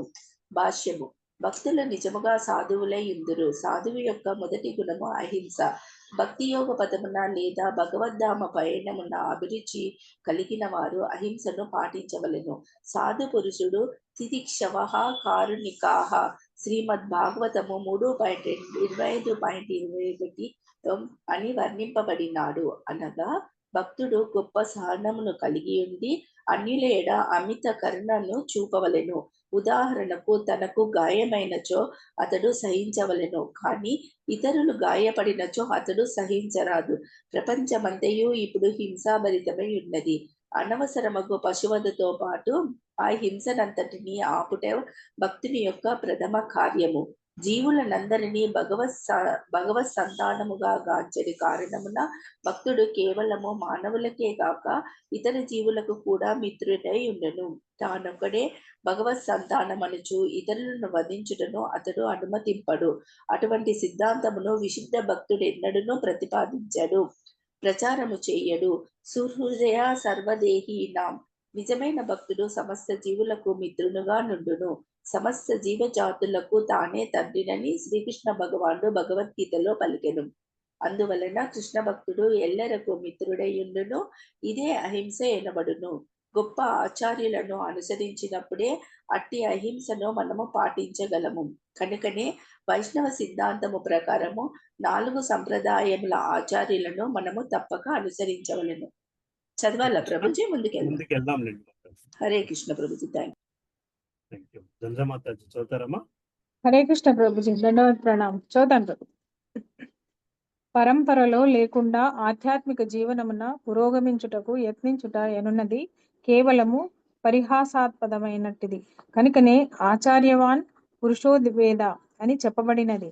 అనగా ఆచార్యుల పరంపరను అనుసరించువాడు విషయమును ఉన్నది ఉన్నట్లుగా తెలుసుకొనగలడు. చాందోగ్యోపనిషత్తు 6.14.2 తద్విజ్ఞానార్థం స గురుమేవాభిగచ్చేత్ అని కూడా చెప్పబడినది. ఆధ్యాత్మిక జ్ఞానమును తెలుసుకొనుటకు మనుజుడు ప్రామాణికుడగు గురువును ఆశ్రయించవలను. ముండకోపనిషత్తు 1.2.12 ఆధ్యాత్మిక జీవనమున స్మృత్య అను పదము అత్యంత ముఖ్యమైనది. శ్రీకృష్ణుని ఎల్లప్పుడూ స్మరించుట అని దాని భావము. కృష్ణుని తలచకుండా ఉండలేని విధముగా జీవితమును మనుజుడు మలుచుకొనవలను. భుజించినప్పుడు, నిద్రించినప్పుడు, నడుచునప్పుడు, పనిచేయనప్పుడు కృష్ణుని సన్నిధిలోనే ఉన్నట్లుగా మనము గత చిత్తులమై జీవించవలెను. శ్రీకృష్ణుని స్మరింపగలిగడి రీతిగా జీవితమును ఏర్పాటు చేసుకొనవలనని మా కృష్ణ చైతన్య సంఘము ఉపదేశించుచున్నది. మా సంఘములోని భక్తులు అగరవత్తులను తయారు చేయునప్పుడు కూడా కృష్ణుని మహిమలను గూర్చి, భక్తుల మహిమలను గూర్చి వినుచుందురు. కనుకనే శాస్త్రము స్మర్తవ్యః సతతం విష్ణువును సతతము స్మరించవలనని ఉపదేశించును. విస్మర్తవ్యో నా జాతుచిత్. విష్ణువును ఎప్పుడునూ మరువరాదు. అదియే ఆధ్యాత్మిక జీవన విధానము. శ్రీకృష్ణ భగవానుని గూర్చిన స్మరణము స్మృత్య ఆ దేవదేవుని గూర్చి ఎల్లప్పుడూ వినినప్పుడే కొనసాగగలదు. కనుకనే ఈ శ్లోకమున ముకుంద చరితాగ్య శ్రీ సీధు అని ఉపదేశింపబడినది. సీధు అనగా అమృతము. శ్రీమద్ భాగవతము, భగవద్గీత లేదా అటువంటి ప్రామాణిక వాంగ్మయము నుండి శ్రీకృష్ణుని గూర్చి వినుట అనగా కృష్ణ భక్తి భావనలో జీవించుటయే. నియమ నిబంధనలను ఖచ్చితముగా పాటించువారే కృష్ణ భక్తి భావనలో అట్టి ఏకాగ్రతను సాధించగలరు. భక్తుడు ప్రతిదినము 16 మాలలు 108 పూసలున్న జపమాల హరే కృష్ణ మంత్రమును జపించుచు నియమ నిబంధనలను పాటించవలనని మా హరినామ సంకీర్తనోద్యమమున ఉపదేశింపబడును. ఆధ్యాత్మిక జీవనమున సుస్థిరునిగా నుండుటకు అది అతనికి తోడ్పడగలదు. ఇంద్రియ నిగ్రహము యమైహ ద్వారా మనుజుడు పురోగమించునని కూడా ఈ శ్లోకమున తెలుపబడినది. ఇంద్రియ నిగ్రహంచే అతడు స్వామి లేదా గోస్వామి కావచ్చును. కనుక స్వామి లేదా గోస్వామి అనడి పేరు కలిగిన వాడు ఇంద్రియ నిగ్రహ విషయములో నిక్కచ్చిగా ఉండవలెను. నిజమునకు అతడు తన ఇంద్రియములకు ప్రభువై ఉండవలెను. అతడు ఎటువంటి ఇంద్రియ భోగమును వాంఛించినప్పుడే అది సాధ్యపడగలదు. పొరపాటున ఇంద్రియములు స్వతంత్రముగా వర్తింపగోరినచో వెంటనే అతడు వాటిని అణచవలెను. ఇంద్రియ భోగమును నివారించుట అలవాటు చేసుకొనినచో ఇంద్ర యదమన కార్యము అప్రయత్నముగా ఒనగూడగలదు. చదవమంటారు ప్రభుజీ? హరే కృష్ణ ప్రభుజీ. కుమారి మాతాజీ ఉన్నారమ్మా, చదువుతారా? హరే కృష్ణ ప్రభుజీ, చదువుతాను ప్రభుజీ. ఈ సందర్భమున పేర్కొనబడిన మరి ఒక ముఖ్య విషయము అనింద్య అనున్నది. అనగా ఇతరుల ధర్మ విధానమును మనము విమర్శింపరాదు. అనుసరించి వివిధ ధర్మ విధానములు కలవు. రజస్తమో గుణములలో ఉన్నవారు సత్వగుణ ప్రధానులంతా పూర్ణులై ఉండరు. భగవద్గీతలో ప్రతి విషయము 3 గుణములలోనికి విభజింపబడినది. అదే విధముగా ధర్మ విధానములు కూడా వర్గీకరింపబడినవి. జనులు దాదాపుగా రజస్తమో గుణయుతులై ఉన్నప్పుడు వారి ధర్మ విధానము కూడా అవే గుణములకు చెందినవై ఉండును. భక్తుడు అట్టి విధానములను విమర్శించుటకు బదులు వాటిని అనుసరించు వారలను ఆ ధర్మ విధానములకే అంటిపెట్టుకున్నట్లు ప్రోత్సహించవలెను. అంతటా క్రమంగా వారు సత్వగుణ ప్రధానముగు ధర్మములకు అరుదించగలరు. కేవలము వారిని విమర్శించుట వలన భక్తుని మనస్సు అనవసరంగా కలత చెందగలదు. కనుక భక్తుడు ఓర్పును కలిగి ఉండి కలతను నివారించుటను నేర్వవలెను. భక్తుని మరి యొక్క లక్షణము సామాన్య జీవనము. నిరీహ అనగా సౌమ్యుడు, వినమ్రుడు లేదా సరళ జీవనము కలవాడు అని భావము. భక్తుడు ఎన్నడూను లౌకికుని అనుసరించుటచు ఆడంబర జీవనము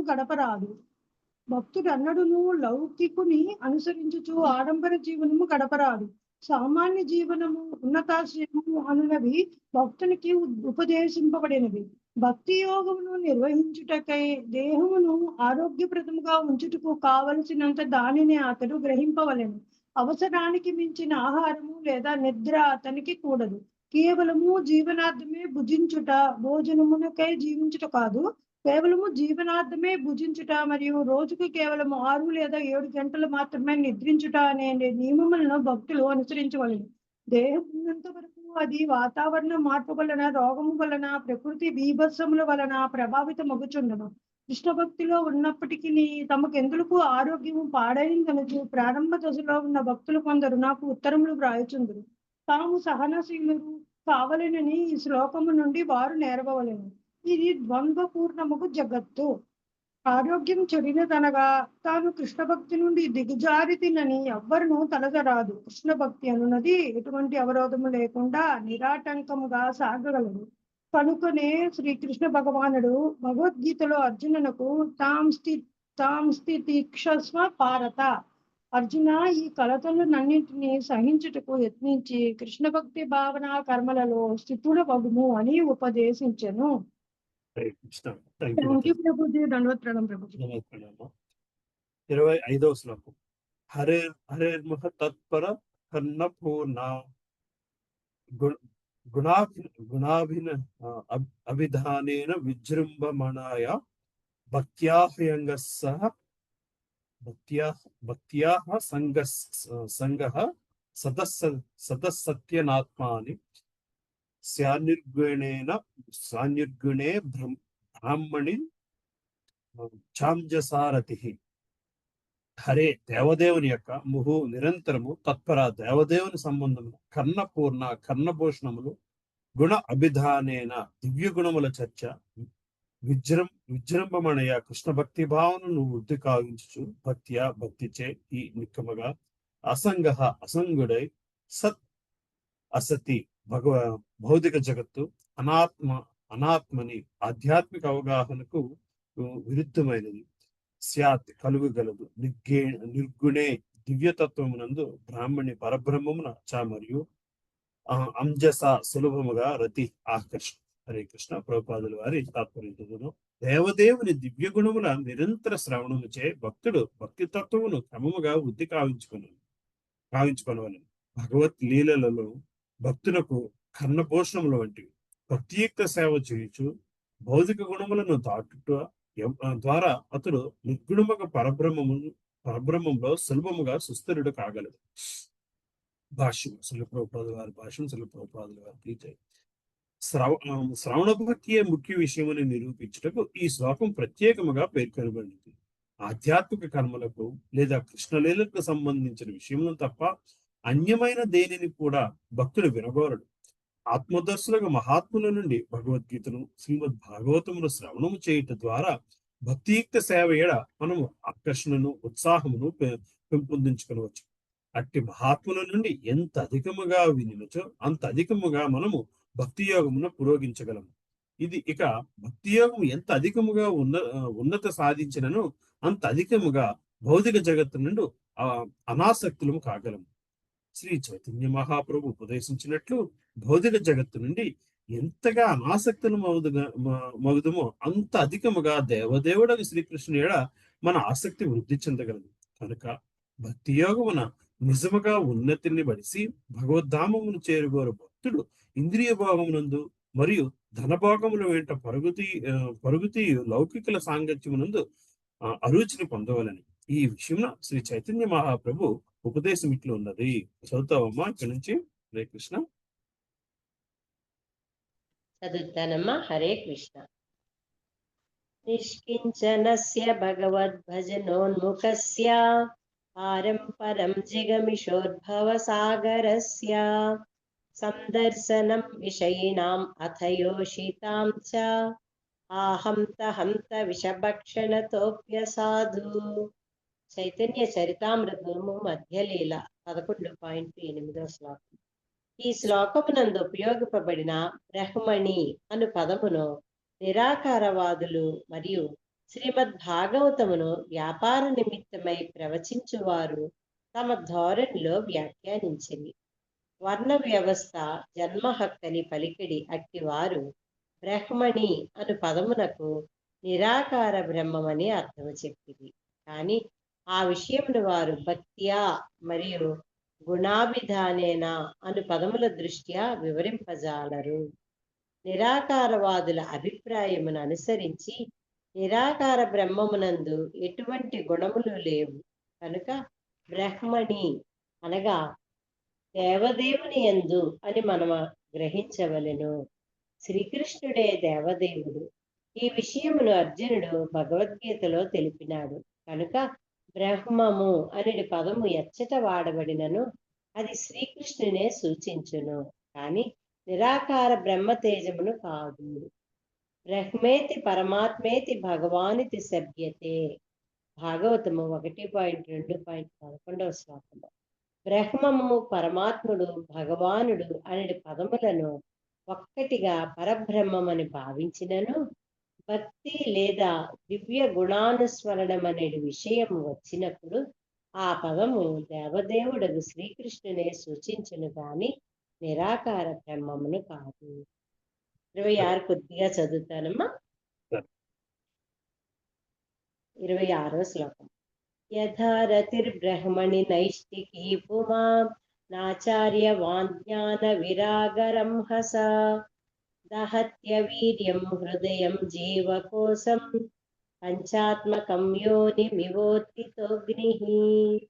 యథా ఎప్పుడైతే రతి ఆకర్షణ అనురక్తి బ్రహ్మణి దేవదేవుని యందు నైష్టికి సుస్థిరమగునో పుమాన్ మనుజుడు ఆచార్యవాన్ గురువుకు పూర్తిగా శరణాగతుడైన వాడు జ్ఞానము విరాగ వైరాగ్యము రంహస బలముతో దహతి దహించును అవీర్యం నపుంసకుడు హృదయమున జీవకోశం ఆత్మకు గల ఆచ్ఛాదనము పంచ ఆత్మకం పంచభూతములు యోనిం జన్మ మూలము ఇవ వలె ఉత్తిత ప్రజ్వరిల్లడి అగ్ని హృదయ కోశములో నిలిచి పంచభూతములతో కప్పబడి జీవుడు గురు కరుణ చేతను, జ్ఞానోదయము చేతను, వైరాగ్యము చేతను భగవద్ అనురక్తిలో సుస్థిరుడైనప్పుడు అరణి నుండి ప్రజ్వరిల్లెడి అగ్ని దానినే దగ్ధము చేయి రీతి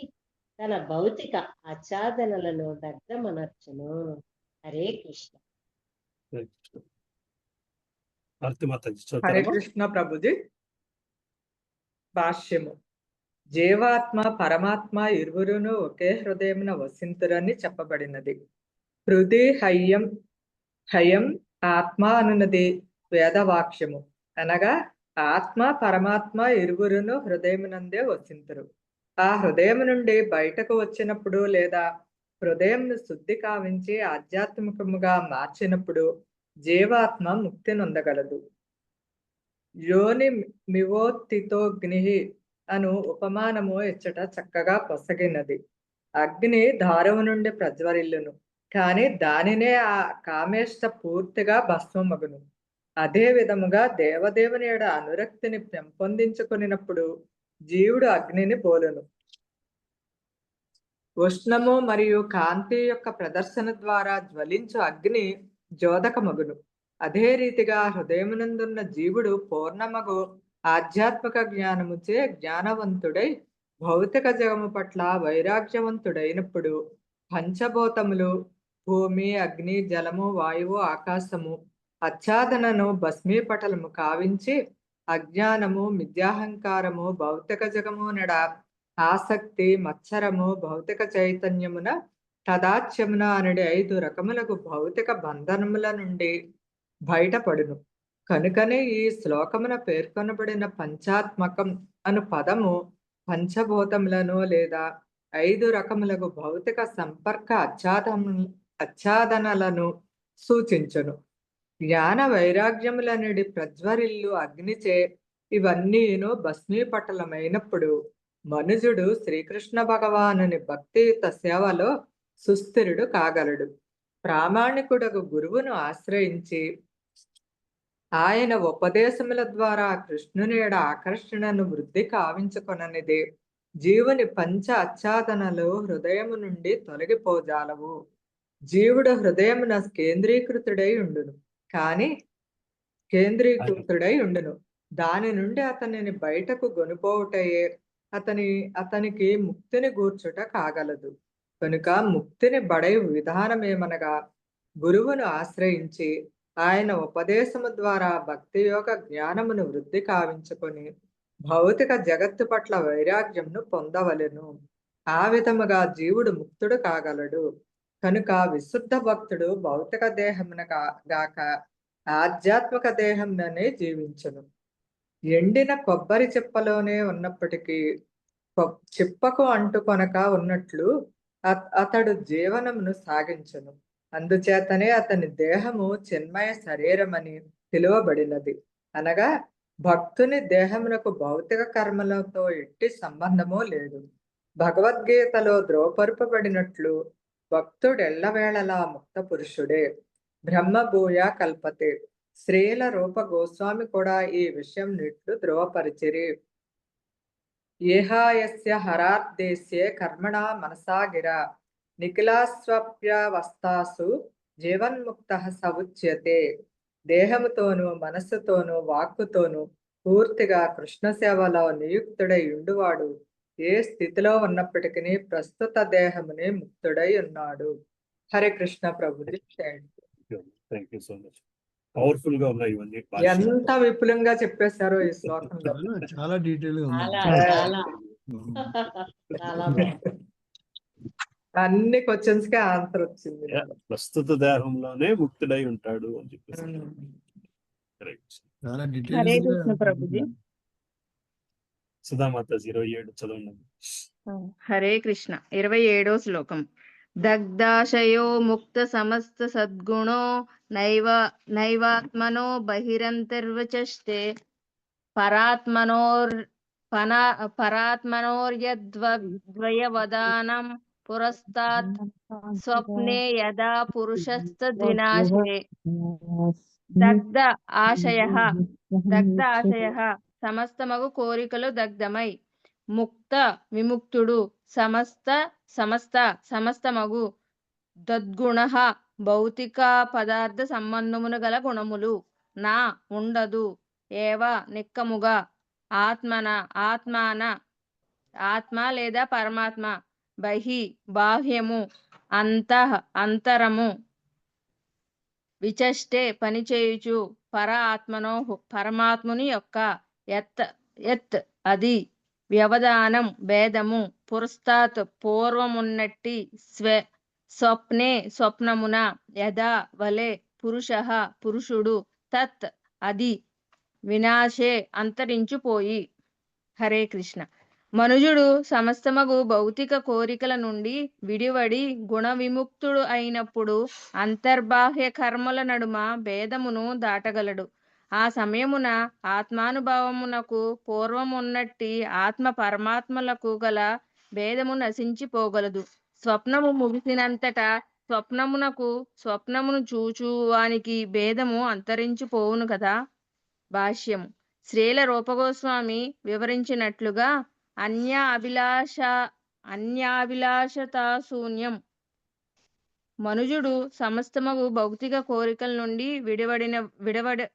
విడివడవలెను. ఆ విధముగా అతడు సమస్త భౌతిక కోరికల నుండి విడివడినంతట కాల్పానిక జ్ఞానము లేదా కామ్య కర్మల అవసరము ఇక ఏమాత్రము ఉండబోదు. అట్టి పరిస్థితులలో అతడు భౌతిక దేహము నుండి విడివడినట్లుగా భావించవలెను. ఎండినప్పుడు కొబ్బరి దాని చిప్ప నుండి వేరొగనడి ఉపమానము ఇదివరకే వసగబడినది. ఇదియే ముక్త స్థితి. శ్రీమద్ భాగవతమున చెప్పబడినట్లు ముక్తి అనగా స్వరూప స్థితిలో నెలకొనుట, స్వరూపేణ వ్యవస్థితి అని భావము. దేహాత్మ భావనలో ఉన్నంత వరకు భౌతిక కోరికలు ఉండగలవు. కానీ మనుజుడు తనను శ్రీకృష్ణుని నిత్యదాసునిగా గుర్తించినంతనే అతని కోరికలు ఇక ఏమాత్రము భౌతికము కాబోవు. భక్తుడు ఈ భావములోనే వర్తించుచుండును. అనగా దేహ సంబంధమును గల భౌతిక కోరికలన్నీయూ నశించినప్పుడు మనుజుడు నిజముగా ముక్తుడు కాగలడు. మనుజుడు భౌతిక గుణముల నుండి ముక్తుడైనప్పుడు దేనిని కూడా తన ఇంద్రియ భోగమునకై వనరింపడు. ఆ సమయమున అతడు చేసేడి కర్మలన్నీయూ పూర్ణమయ్యుండును. బద్ధ స్థితిలో 2 రకములకు కర్మలుండును. ఆ స్థితిలో మనుజుడు తన దేహము కొరకు పనిచేయుటయే కాక ముక్తుడగుటకు కూడా పనిచేయుచుండును. భక్తుడు సమస్తమగు భౌతిక కోరికలు లేదా గుణముల నుండి పూర్తిగా విడవడినప్పుడు దేహము కొరకు ఆత్మ కొరకు చేయబడేడి కర్మల భేదమును అధిగమించును. అంతటా దేహాత్మ భావన పూర్తిగా అంతరించగలదు. కనుకనే రూపగోస్వామి ఇట్లు పలికిరి. సరే ప్రభుజీ. హరే కృష్ణ. Thank you Prabhuji. చౌతాన్ ప్రభుజీ. హరే కృష్ణ. ఈహాయస్య హరే దాస్యే కర్మణ మనసాగిరా నిఖిలాస్వప్యవస్థాసు జీవన్ ముక్తః స ఉచ్యతే. కృష్ణ సేవలో పూర్తిగా పాదుకొనినప్పుడు మనుజుడు ఏ స్థితి అందున్నను ముక్తుడే అగును. అతడు జీవన్ముక్తుడు, ఈ దేహమునందే ముక్తుడు అనబడును. అటువంటి ముక్త స్థితిలో ఇంద్రియ భోగ కర్మలకు ముక్తి కొరకు చేయబడి కర్మలకు భేదం ఉండదు. ఇంద్రియ భోగ కోరికలు విడిపోయినప్పుడు దుఃఖమునకు గాని మోహమునకు గాని గురికాడు. కామ్య కర్మరతులు జ్ఞానులు చేసే కర్మల వలన దుఃఖము మరియు మిగినను కేవలము దేవదేవుని కొరకే పనిచేసడి ముక్త పురుషునికి మాత్రము అటువంటివి అనుభవమునకు రావు. ఇదే ఏకత్వ స్థితి. దేవదేవుని అస్తిత్వంలో లీనమగుట ఏకత్వ స్థితిబడును. దీని భావమేమనగా ఆత్మ తన వ్యక్తిత్వం నిలుపుకొనుచునే ప్రత్యేకమగు ప్రయోజనములను కలిగి ఉండదు. అప్పుడు జీవుడు పూర్తిగా భగవత్ సేవలోనే నిలిచియుండి స్వీయేంద్రియ భోగముతో ఎట్టి సంబంధము లేకుండును. అందువలన అతడు కేవలం భగవంతునే గాంచును, కానీ తనను గాంచడు. అతని స్వీయాభిరుచి పూర్తిగా నశించియుండును. మనుజుడు స్వప్నము నుండి బయటకు వచ్చినప్పుడు ఆ స్వప్నము అంతరించును. స్వప్నమున అతడు తనను రాజుగా భావించినప్పుడు సంపత్తి సైన్యము వంటి వారిని గాంచినను ఆ స్వప్నము ముగిసినంతనే తనను తప్ప దేనిని గాంచబోడు.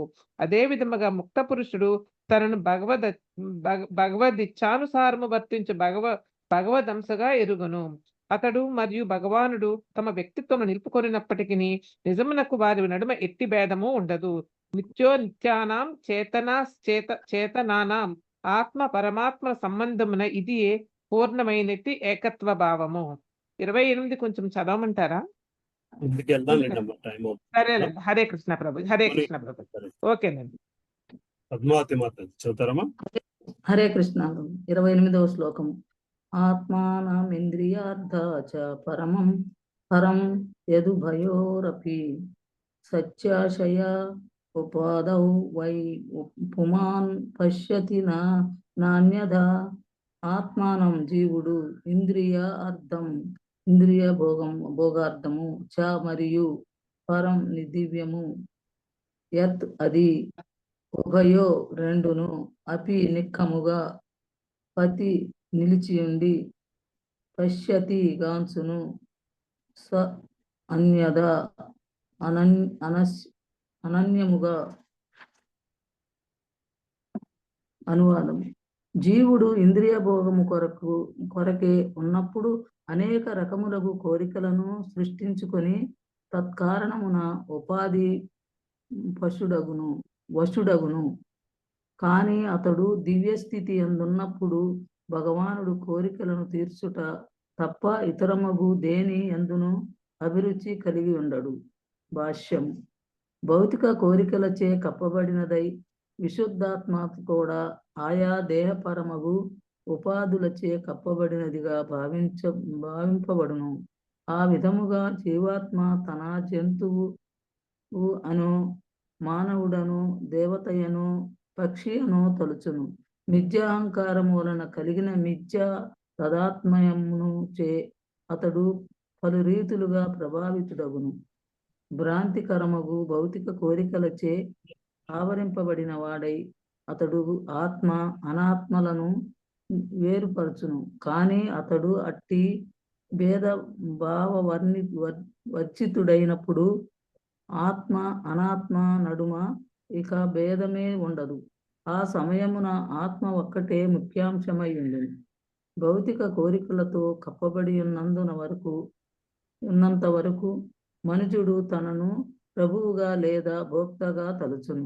అందువలన అతడు ఇంద్రియ భోగమునకై వర్తించి భౌతిక క్లేశములకు మరియు సుఖ దుఃఖములకు లోనగును. కానీ అతడు అటువంటి భావన నుండి విడిపడినప్పుడు ఏమాత్రము ఇక ఉపాధులను వశము కాడు.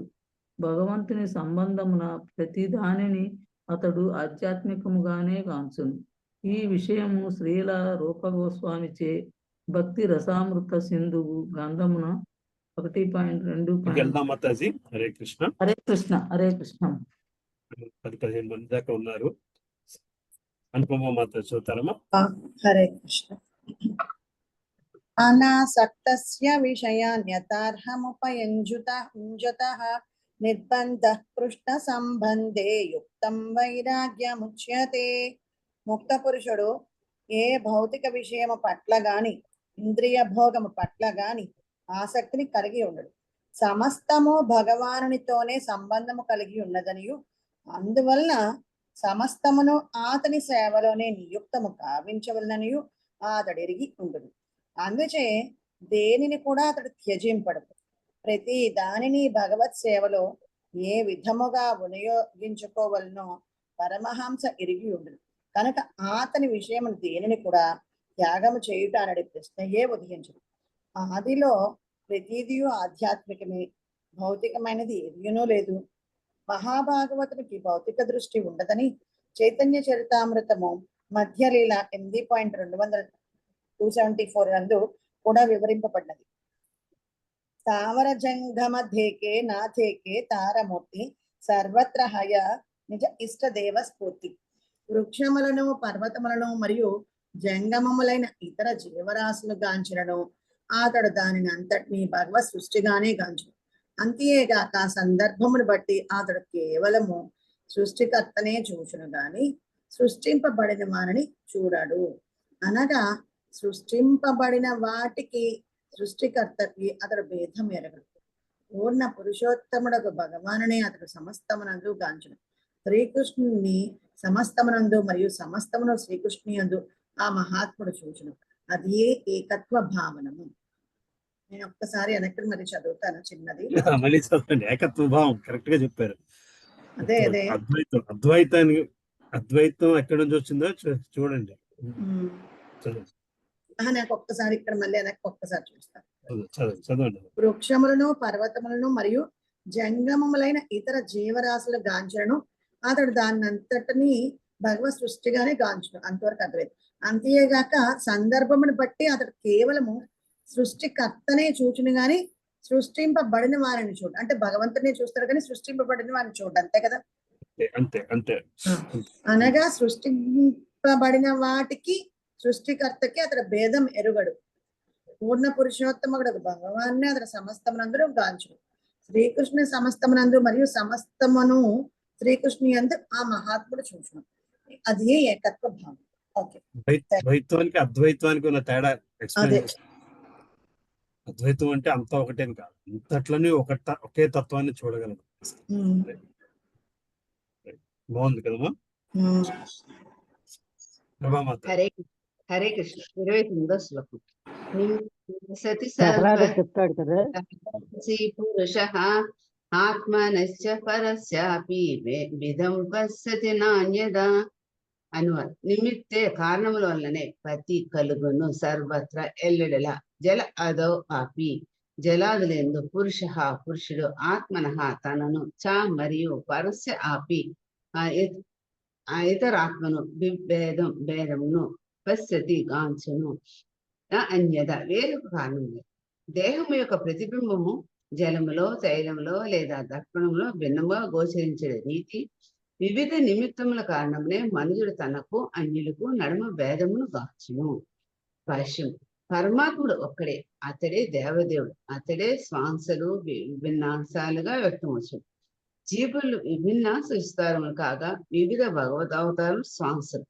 ఈ విధంగా భగవాన్ వివిధ శక్తులు మరియు వాటి వివిధ విస్తారములు కనపడుచును. ఈ రీతిగా వివిధ కారణముల వల్ల ఒకే తత్వము అనగా దేవదేవుడి నుండి వివిధ విస్తారములు కలుగుచుంది. ఈ అవగాహనే నిజమైన జ్ఞానం. కానీ జీవుడు ఉపాధిచే అనగా దేహంచే కప్పబడినప్పుడు భేదమును గాంచును.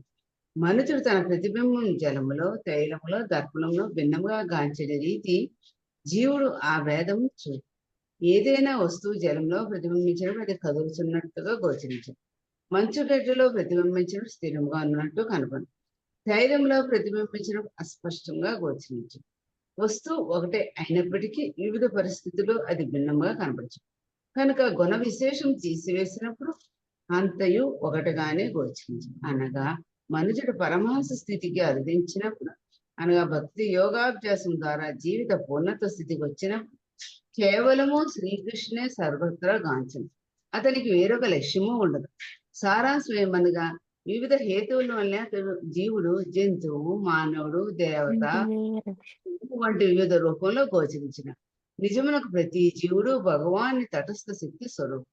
కనుకనే నిజంగా ఆత్మను చూచేవాడు విద్వాంసుడగు బ్రాహ్మణుడు సునకము గోవు ఏనుగు గోవు అనడం ఎటువంటి భేదభావన చూపడని భగవద్గీతలో వివరింపండి. పండిత సమదర్శిన. నిజంగా పండితుడైన వాడు జీవుని గాంచిన కానీ తొడుగు కాదు. అనగా ఈ భేదభావం వివిధ కర్మ ఫలము వల్లనే కలుగుతుంది. కనుక కామ్య కర్మలన్నింటినీ భక్తియుత కర్మల్లోనికి మార్చినప్పుడు ఎవరికి అనగా ఏ రూపంలో ఉన్నప్పటికీ మనం భిన్నము కామని ఎరుగలం. కేవలము కృష్ణ భావనేదే సాధ్యపడగలం. మా హరినామ సంకీర్తనోద్యమ ప్రపంచంలోని వివిధ జాతులు వారు వచ్చి చేర్చునను వారందరూ తమను కృష్ణ సేవకులుగా భావించే కారణం నలుపు తెలుపు లేదా పసుపు ఎరుపు అనే భేదభావం చూపట్లేదు. కనుక జీవులందరినీ ఉపాధి ముక్తులను చేయుటకు హరినామ సంకీర్తనోద్యమం ఏకైక సాధనము. హరే కృష్ణ ప్రభు. హరే కృష్ణ మాత. హరే కృష్ణ ప్రభుజీ. 30వ శ్లోకం. ఇంద్రియైర్విషయాకృష్టైః ఆక్షిప్తం ధ్యాయతాం మనః చేతనాం హరతే బుద్ధేః స్తంభస్థోయమివ హ్రదాత్. ప్రతిదాంతం. ఇంద్రియైః ఇంద్రియములచే విషయ ఇంద్రియార్థములు ఆకృష్టైః ఆకర్షింపబడి ఆక్షిప్తం కల్లోలితమగును ధ్యాయతాం నిరంతరము చింతించుచు మనస్సు చేతనాం చైతన్యము హరతే నశించును బుద్ధి స్తంభః కుశగ్రాసము తోయం జలము ఇవా వలె హ్రదాత్ జలాశయము నుండి. అనువాదము: మనుజుని మనస్సు మరియు ఇంద్రియములు భోగార్థమై ఇంద్రియార్థముల వైపునకు ఆకర్షితమైనప్పుడు మనస్సు కల్లోలితమగును. ఇంద్రియార్థములనే నిరంతరము చింతించుట వలన జలాశయమునందరి జలము తీరమున గల కుశగ్రాసముచే క్రమముగా గ్రహించబడి చందమున అతని నిజమైన చైతన్యము దాదాపుగా నశించును. భాష్యము: ఏ విధముగా మన మూల కృష్ణ భక్తి భావన కలుషితమై కృష్ణునితో గల సంబంధమును మనము మరుతుమో దాదాపు పూర్తిగా ఈ శ్లోకమును చక్కగా వివరింపబడినది. మనం ఎల్లప్పుడూ భక్తియుత సేవను నిర్వహించవలనని గడిచిన శ్లోకమున ఉపదేశించబడినది. తద్వారా ఆ భక్తి యోగాన్ని భౌతిక కోరికలన్నింటినీ క్రమముగా భస్మీపటలం చేయగా జన్మ మృత్యు పరంపర నుండి మనము ముక్తులము కాగలము. ఈ విధముగా కూడా మనము భగవానుని పాదపద్మముల యందు పరోక్షముగా అకుంఠితమగు విశ్వాసమును కలిగి ఉండవచ్చును. ఇంద్రియ భోగమునే నిరంతరము చింతించుటకు మనస్సును అనుమతించినప్పుడు అది భవబంధమునకు కారణమగును. మనస్సు ఇంద్రియ భోగవాంఛతోనే పూర్తిగా నిండి ఉన్నప్పుడు కృష్ణ భక్తి భావనను కోరినప్పటికీ నిరంతరాభ్యాసము చేత కూడా మనము ఇంద్రియ భోగ విషయమును మరువజాలము. మనుజుడు సన్యాసాశ్రమమును స్వీకరించినప్పటికీ మనసును నిగ్రహింపజాలనిచో కుటుంబము, సంఘము, విలాసవంతమైన గృహము వంటి ఇంద్రియార్థములనే తలపోయగలడు.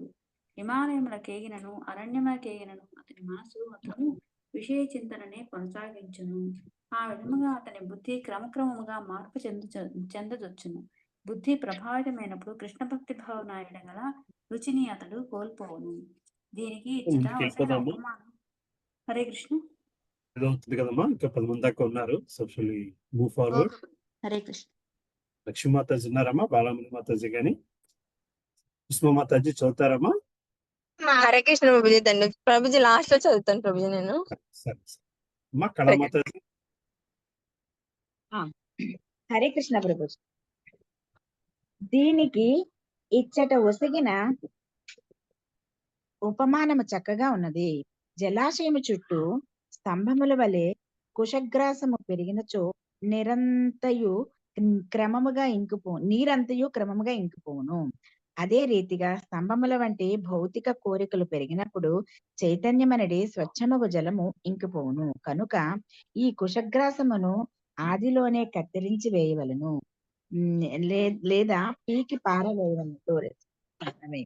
పొలము నుండి కలుపు మొక్కలను తీసివేయినచో ఎరువును, నీటిని అవి చక్కగా ఉపయోగించుకొనుననియు దాని వలన పంట ఎండిపోవుననియు శ్రీ చైతన్య మహాప్రభువు ఉపదేశించిరి. ఈ భౌతిక జగత్తుకు మనము పతనము చెందుటకు కారణము ఇంద్రియ భోగ వాంఛయే. దాని వలనే మనము త్రివిధ తాపములను నిరంతరము జన్మ మృత్యు జరా వ్యాధులను అనుభవించుచున్నాము. ఇది బాగా చదివి ఉంటారా? ఈ కొంచెం చదువుతాను. నెక్స్ట్ ఇంకా ఉన్నారు కదా అండి.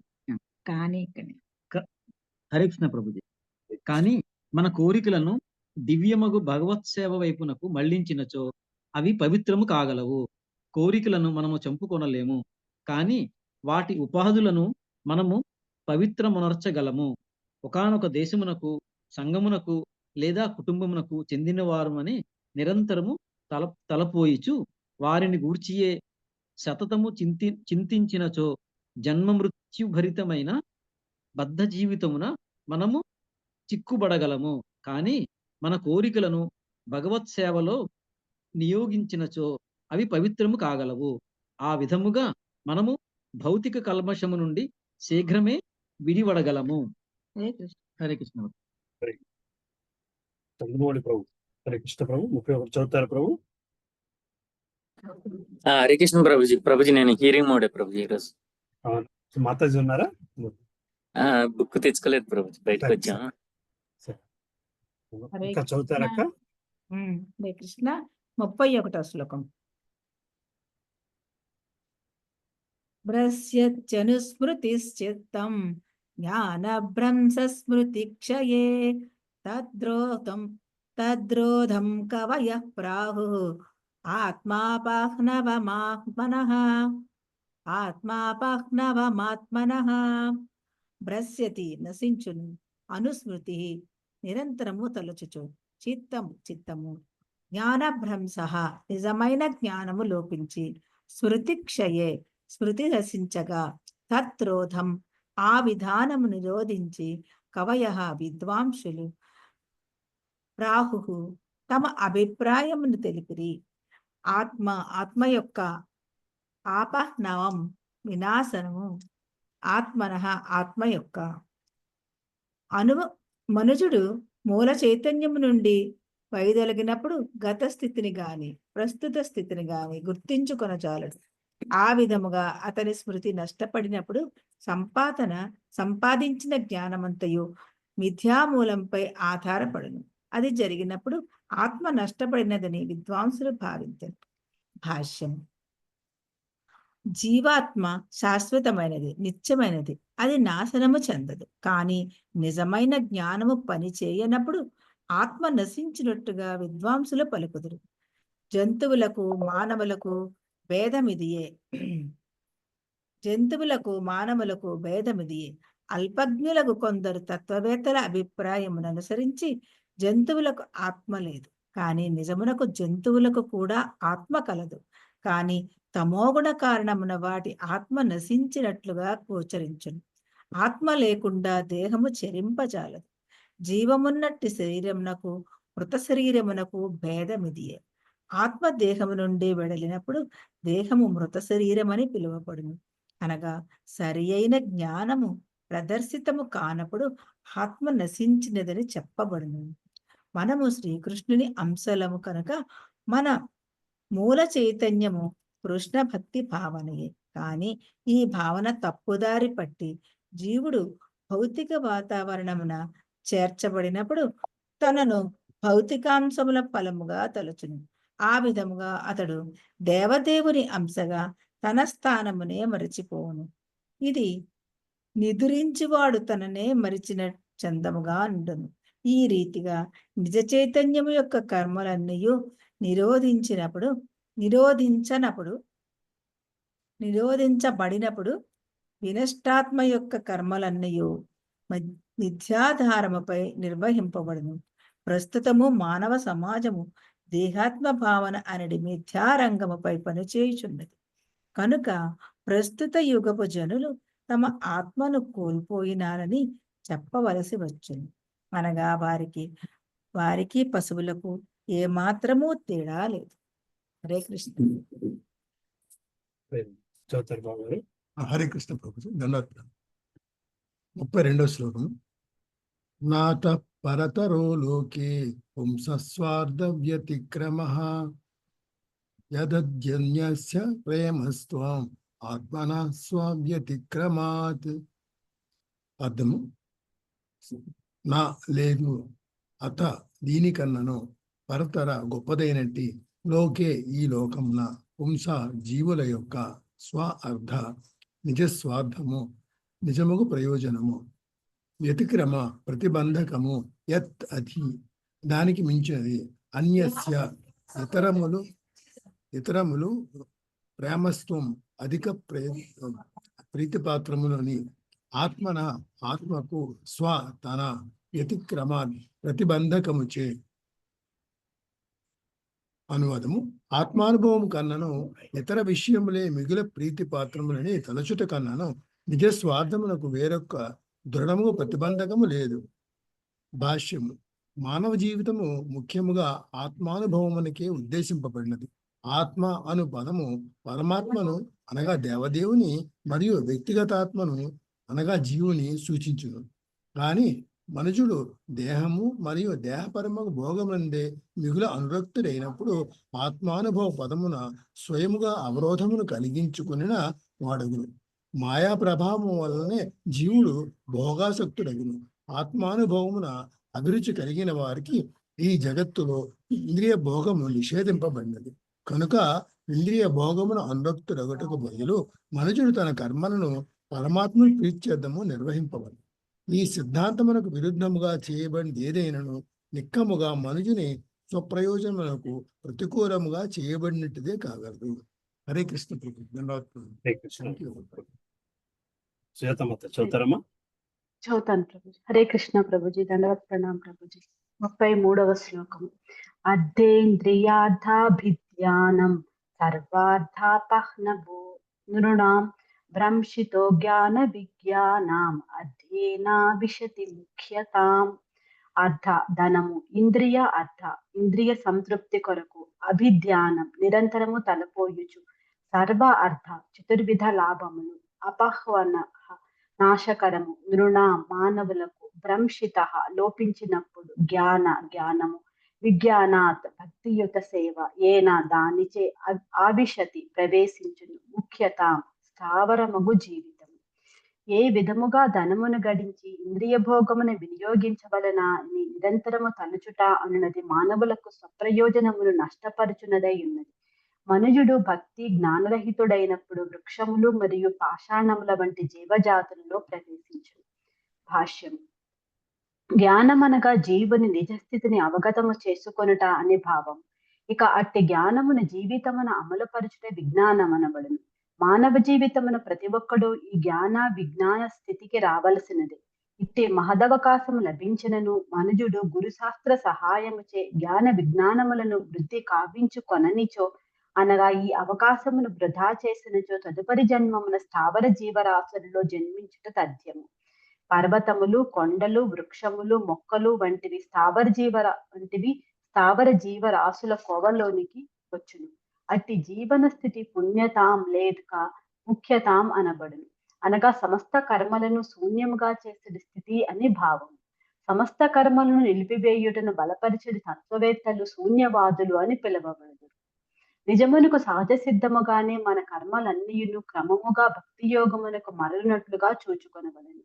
కానీ కర్మలను పవిత్రమనర్చుటకు బదులు సమస్తమును శూన్యముగా కర్మరహితముగా చేయుటకు ఎత్తించడి కొందరు తత్వవేత్తలు కలరు. ముందుకెళ్దాం ప్రభుజీ. ఇక్కడ నుంచి వేరే వాళ్ళు చదవగలిగితే. శారదా మాతాజీ చదువుతానంటే ఇక్కడ నుంచి హరే కృష్ణ ప్రభుజీ. ధన్యవాద ప్రణం చదువుతుంది. కానీ కర్మలను ఇక్కడే కదా కానీ కర్మలను పవిత్రము అనర్చుటకు బదులు సమస్తమును శూన్యముగా కర్మరహితముగా చేయుటకు యత్నించడు కొందరు తత్వవేత్తలు కలరు. కర్మలేమిని వృక్షములు, పర్వతములు ప్రదర్శించుచుండును. అది ప్రకృతి ఒసగినట్టి ఒక రకమైన శిక్ష. మానవ జీవితమున ఆత్మానుభవ కార్యమును చక్కగా నిర్వహింపనిచో ప్రకృతి ఒసగిడి శిక్ష వలన మనము వృక్షములు, పర్వతముల రూపమును పొందవలసి వచ్చును. కనుకనే ఇంద్రియ భోగ కార్యములు ఇచ్చట ఖండింపబడినవి. ధనార్జనము మరియు ఇంద్రియ భోగమును గూర్చిన కర్మలనే నిరంతరము తలపోయివాడు ఆత్మహత్యా సదృశమగు మార్గమున పయనించువాడే అగును. నిజమునకు మానవ సంఘం అంతయు ఈ మార్గమునే అనుసరించుచున్నది. బిచ్చమెత్తియో, అప్పు అడిగియో, లేదా దొంగతనము చేసియో ఏదో ఒక విధముగా ధనమును గడించి దానిని ఇంద్రియ భోగమున వినియోగించుటకు జనులు కృతనిశ్చయులై ఉన్నారు. ఆత్మానుభవ పదమున అటువంటి నాగరికత గొప్ప అవరోధమై ఉన్నది. హరే కృష్ణ. మా అమ్మగారు చదువుతారండి. హరే కృష్ణ. 34వ శ్లోకము. దండవత్ ప్రమాణం. నా కుర్యాత్ కర్హి చిత్సంగం తమ తీవ్రం తితీర్షు ధర్మార్థ కామ మోక్షాణం యదత్యంత విఘాతకం. నా కుర్యాత్ చేయరాదు కర్హిచిత్ ఏ సమయంలో సాంగత్యము తమోగుణము తీవ్రముకు వేగముతో తితీర్షు అజ్ఞానమును తరింపకోరువారు. ధర్మము ఆర్థిక అభివృద్ధి, కామ ఇంద్రియ భోగము, మోక్షము ఏదైతే అత్యస్త గొప్పదకు విఘాతకం, అవరోధము లేదా ప్రతిబంధకము. అజ్ఞాన సాగరమును దాటుటకు తీవ్రముకు కోరికను కలిగిన వారు తమోగుణ సంపర్కమును పొందరాదు. వేరైన ధర్మము, అర్థము, కామము, అంత్యమున మోక్షము అను వారిని పొందుటకు సుఖ సుఖ సుఖవాద కర్మలు గొప్ప అవరోధములై ఉన్నవి. భాష్యము.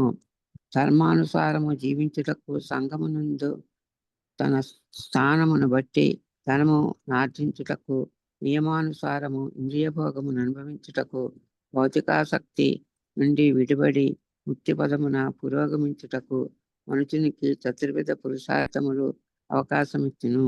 దేహం ఉన్నంత వరకు ఈ భౌతికాభిలాషల నుండి పూర్తిగా బయటపడుట సాధ్యము కాదు. కానీ ధర్మమును త్యజించి ఇంద్రియభోగార్థమే పనిచేయును. చేయొచ్చు కేవలము ఆ ప్రయోజనార్థమే ధనము భరించుమని ఉపదేశించబడలేదు. ప్రస్తుతము మానవ సమాజము ధర్మమును పట్టించుకొనలేదు. ధర్మరహితముగా ఆర్థికాభివృద్ధిని సాధించడందే అది మిగుల అభివృద్ధిని కలిగి ఉన్నది. ఉదాహరణమునకు కబేళాలలోని కసాయి వారికి ధనము సులభముగా లభించుతుండవచ్చును, కానీ ఆ వ్యాపారము ధర్మోచితమైనది కాదు. అదే విధముగా ఇంద్రియభోగార్థమే పెక్కు నైట్ క్లబ్బులు, మైథున సుఖమునకు వేశ్యాగృహములు కలవు. మైథున సుఖము కేవలము వైవాహిక జీవితములోనే అనుమతించబడినది. కానీ మన కర్మలన్నీ ముక్తి కొరకు, భావబంధము నుండి విడుదల కొరకు నిర్ణయించబడి నందున వేశ్యాగమనము నిషేధించబడినది. అదేవిధంగా ప్రభుత్వము మద్యశాలలకు అనుమతిని ఇచ్చినప్పటికీ దాని భావము వాటి సంఖ్యను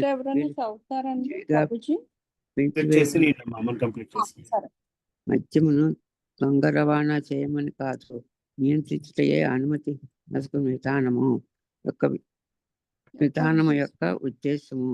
చక్కెర, గోధుమలు, పాలు వంటి పదార్థములను నియంత్రించవలసిన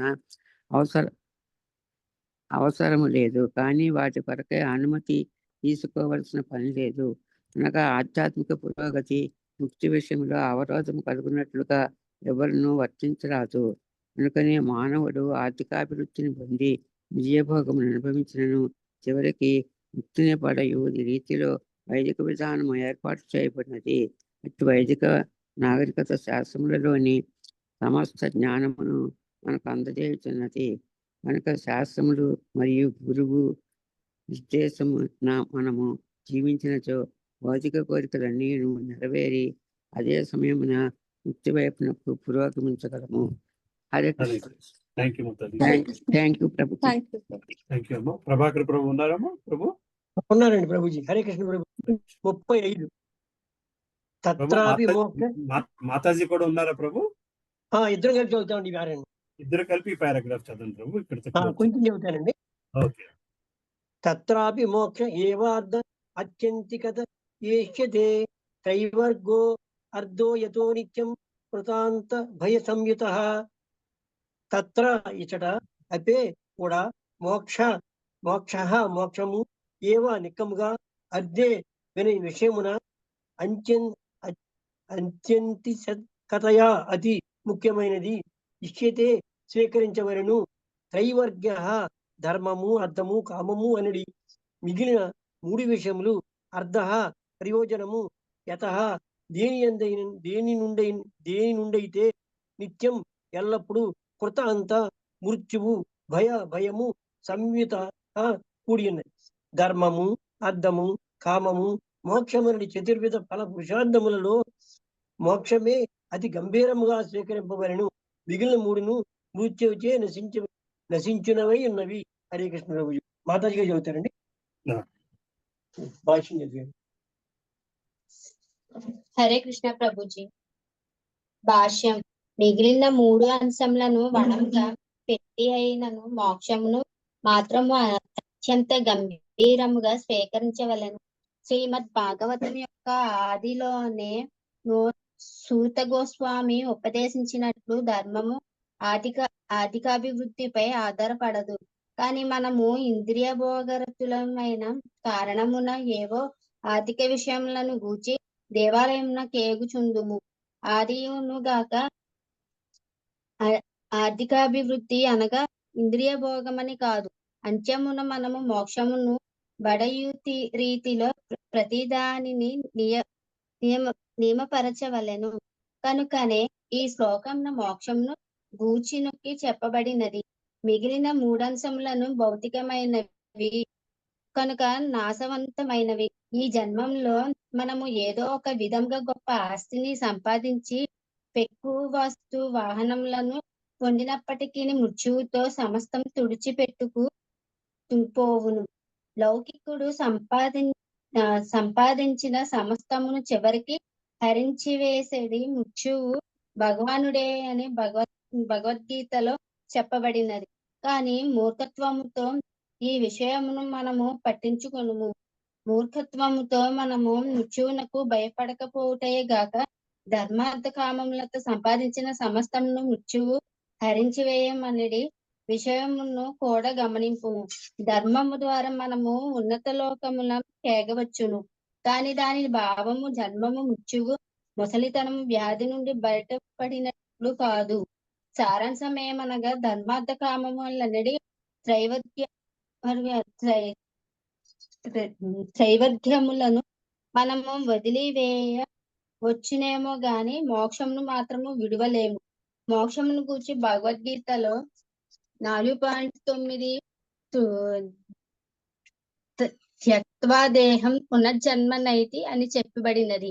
దేహత్యాంగంతరము జీవుడు వేరొక భౌతిక దేహమును గ్రహింపవలసి అవసరము లేకపోతే మోక్షం దాని భావము.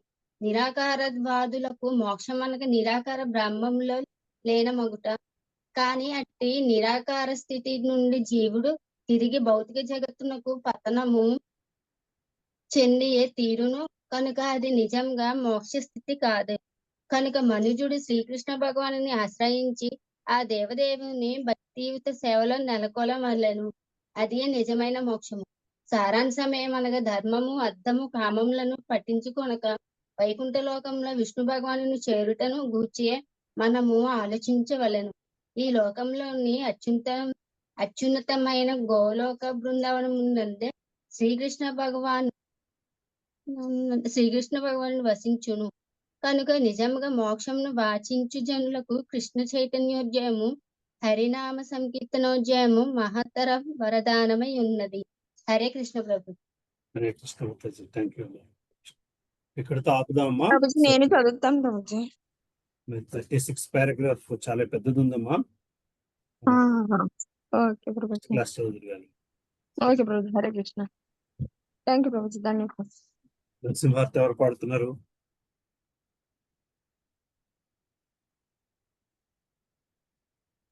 నేను పాడతాను ప్రభుజీ. హరే కృష్ణ.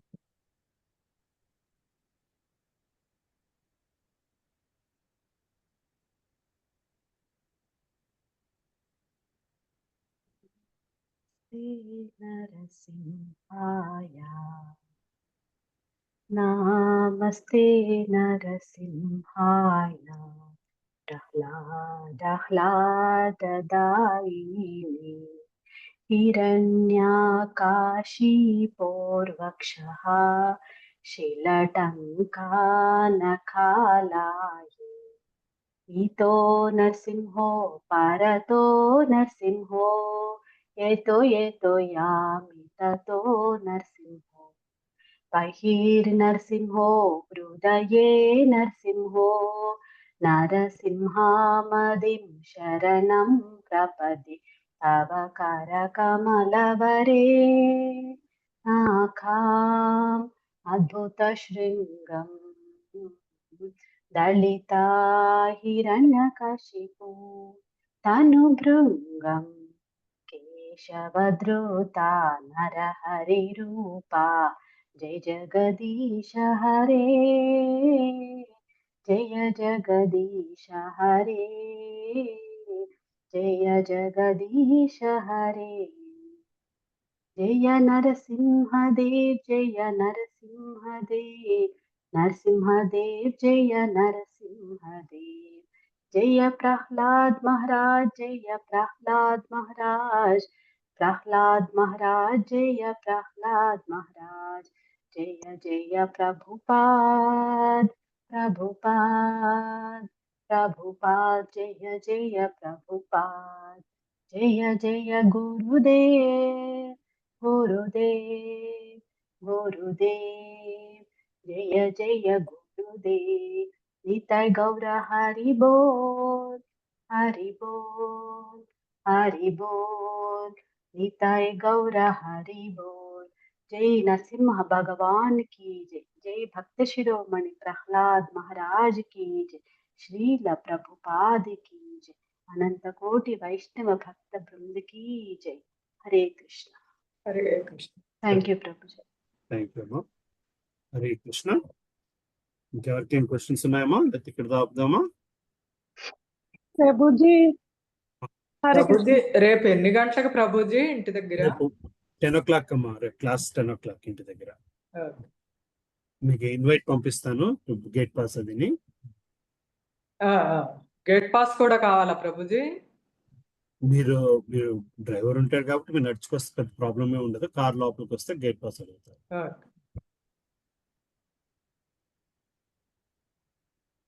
హరే కృష్ణ ప్రభు. హరే కృష్ణ. సో రేపు మా ఇంట్లో సత్సంగం పెట్టుకుంటున్నామా, చాన్నాళ్ళు అయింది అని చెప్పి. సో హైదరాబాద్ లో ఉన్న వాళ్ళు ఎవరైనా రావడానికి ట్రై చేయండి. కుమారి మాతాజీ ఇది అడుగుతున్నారు, చెప్పండి. 10 అమ్మా, మార్నింగ్ 10. ఓకే సరే ప్రభుజీ. ఇందాక అద్వైతం అంటే సారాంశము ప్రతి జీవిలోని దేవుణ్ణి చూడడమే కాబట్టి అన్ని ఒకటే అన్నట్లుగా అద్వైతం అని చెప్పారు కదా. ప్రతి జీవిలోని దేవుణ్ణి చూడడమే ముందు ఆ స్థితికి ఎదిగి చూడగలగడమే ఏకత్వము అని చెప్పుకొచ్చారు. అదే అద్వైతం అని కూడా కదా ప్రభుజీ? అంతే అమ్మా, ఏకత్వము అద్వైతము అంతే, అదే. ఇప్పుడు అది కరెక్టే. ద్వైతము అంటే ఇప్పుడు మనము పరమాత్మ ఒకటి కాదు అన్నది నాకు ఇంతే అర్థమైన ప్రభుజీ. నేను నిజంగా కరెక్ట్ గా అక్కడ వినలేదు. అది ద్వైతం అని నేను అనుకుంటున్నాను. మరి అలాంటప్పుడు రెండు కరెక్టే కదా ప్రభుజీ? రెండు కరెక్టేనమ్మా, రెండు కరెక్టే. ఒకటి కరెక్ట్ ఒకటి తప్పు అని అనట్లేదు, రెండు కరెక్టే. రెండు కరెక్ట్. కానీ బయట నుంచి చూసినప్పుడు రెండు కరెక్ట్ ఎలాగవుతుంది అనిపిస్తుంది. కానీ రెండు కరెక్ట్ ఎందుకు అవుతుందో ఆ భాష్యం ద్వారా మనం గ్రహించగలగాలి. యాక్చువల్గా రెండు ఒకటే, రెండు కరెక్ట్. రెండు కరెక్ట్ ఎందుకు అయ్యాయి అన్నది ఆ భాష్యం నుంచి మనం గ్రహించాలి. ఇప్పటిదాకా నాకు కట్ అయిపోయింది ప్రభుజీ. చెప్పండి ప్రభుజీ, వినపడలేదు. రెండు ఒకటే, రెండు కరెక్టే అన్నది మనం ఆ భాష్యం నుంచి గ్రహించాలి. రెండు కరెక్టే. మామూలుగా చూసినప్పుడు రెండు వేరు వేరు అనిపిస్తుంది. వాళ్ళదో సిద్ధాంతం వీళ్ళదో సిద్ధాంతం అని. ద్వైతము రెండు వేరు. బట్ రెండిట్లోని సమానత్వాన్ని చూడగలడమే ఏకత్వము. రెండిట్లో ఏకత్వం ఎప్పుడవుతుందయ్యా అంటే ఆ భక్తి భావన స్థితిలోకి వెళ్ళినప్పుడు, ఆ స్థితిలోని ప్రతి దాంట్లోని మూలము కాదు, ప్రతి దాంట్లో వస్తువు కాదు, వస్తువుకు మూలము చూడగలిగిన స్థితి నుంచి మనము ఏకత్వాన్ని పొందగలుగుతాము అని చెప్పుకొచ్చారు. ద్వైతము అది స్థితి, ఒక స్టేట్ కాదమ్మా. That is the mind set in which you are able to get to that point basically. So ఒక వ్యక్తిని చూసినప్పుడు, ఆహా ఈ వ్యక్తిని సృష్టించిన భగవంతుడు ఎంత గొప్పవాడో ఆ భగవంతుని చూడగలిగితే అదే ఏకత్వం, అదే అద్వైతం అవుతుంది. రెండు సమానమే అనేసి కూడా అద్వైతం అవ్వదు. అవుతుంది కదమ్మా. Thank you Prabhuji.